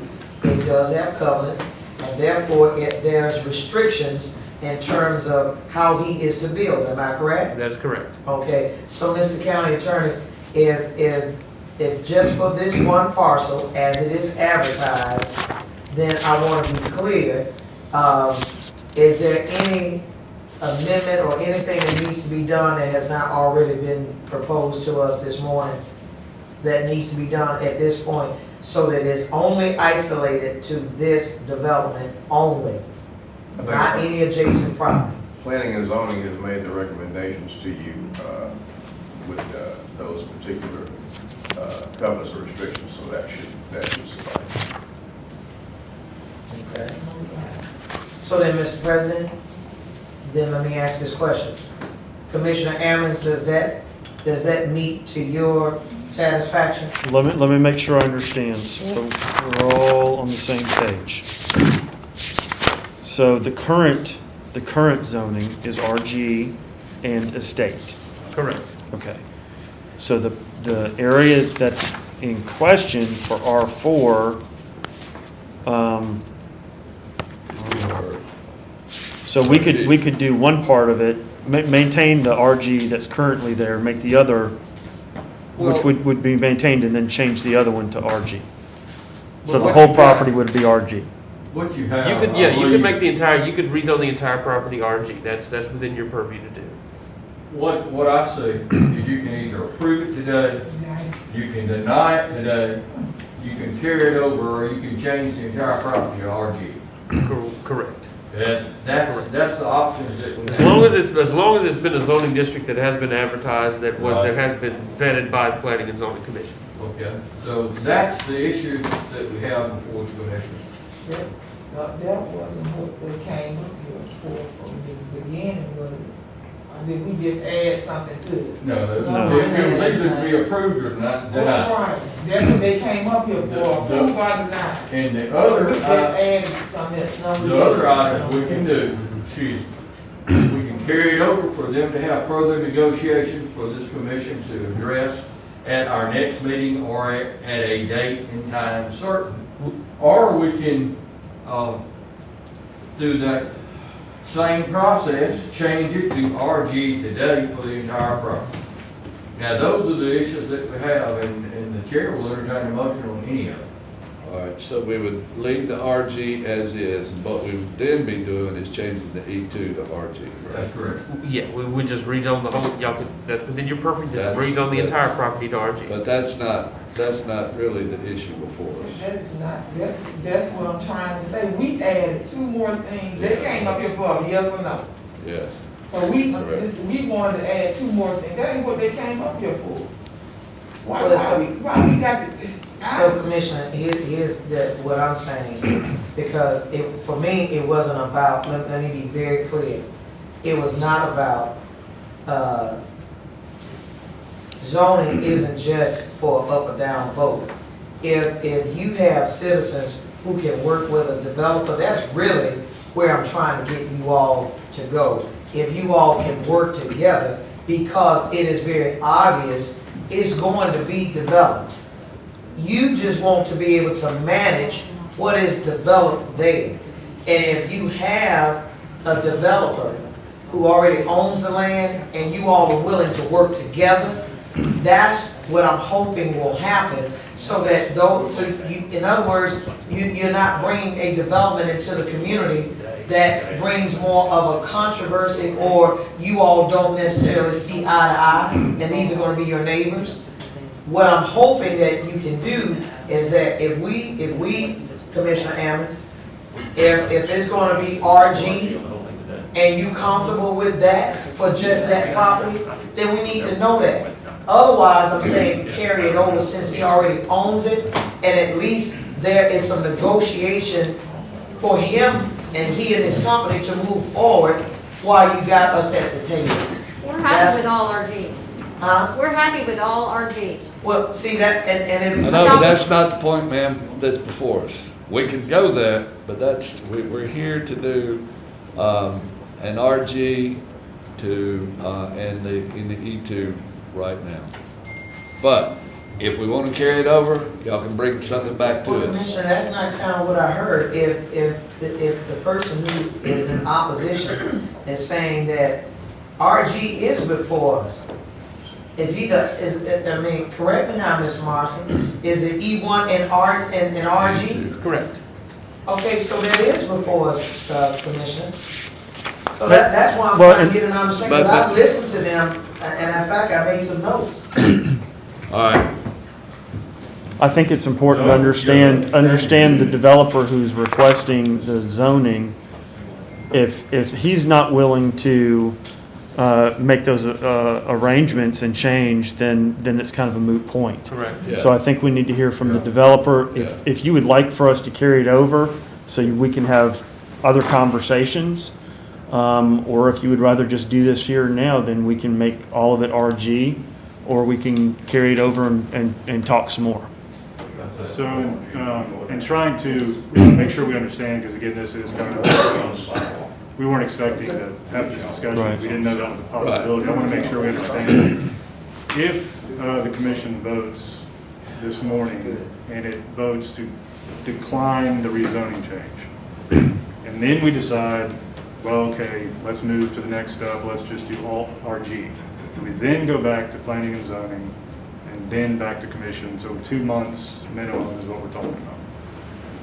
Wait a minute, I thought you said we could go to all RG today. But we can't. That's what That I... is if an you option that deny. you have today. But His scenario is that you decline the request as is, essentially deny it, and he comes back with a plan for RG, then yes, that would just start the whole new process, because you've made a motion on the request as is today. meaning we could not have a vote today, and then if it is denied, say, well then, let's do all RG. We can't do that today, or can we have a vote and then say, let's do You all can RG? do all RG today because that was properly advertised. Correct.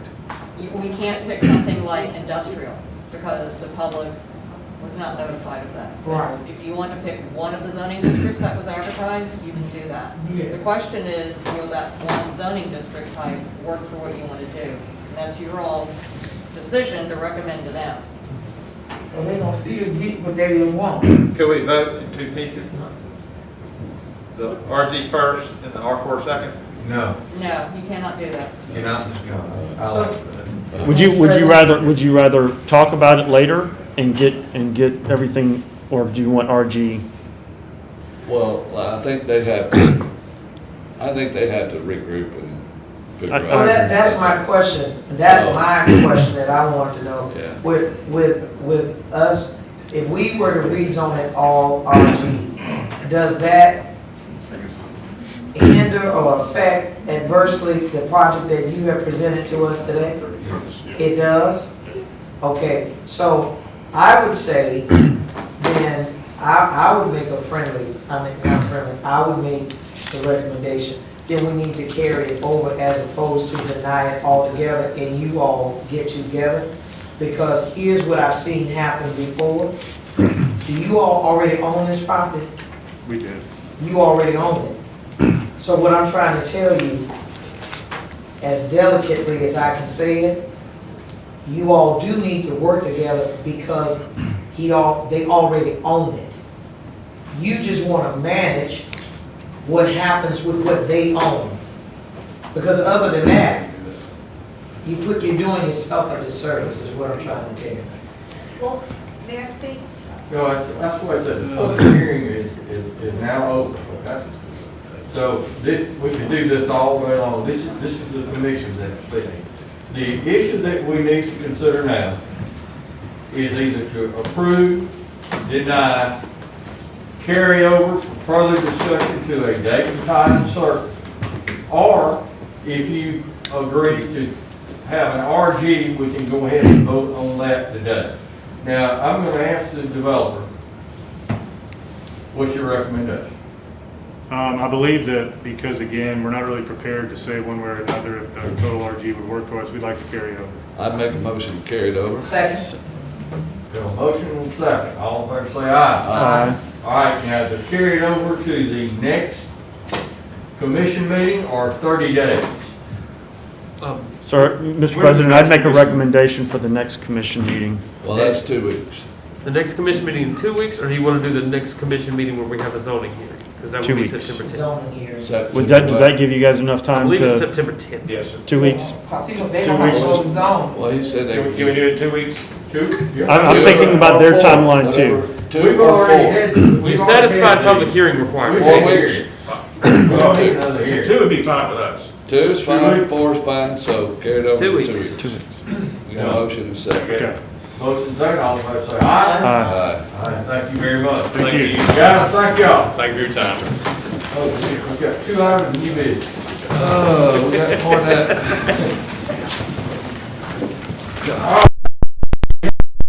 New business to consider, the required unanimous consent, one agreement between the city of Birmingham and Jefferson County, and the other is an infrastructure agreement between Jefferson County and the town of West Jefferson.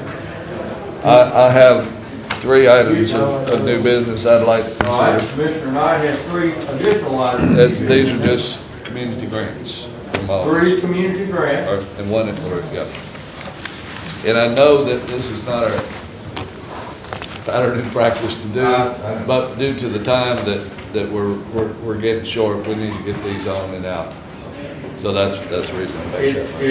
I'd move for unanimous consent for all considerations. Second.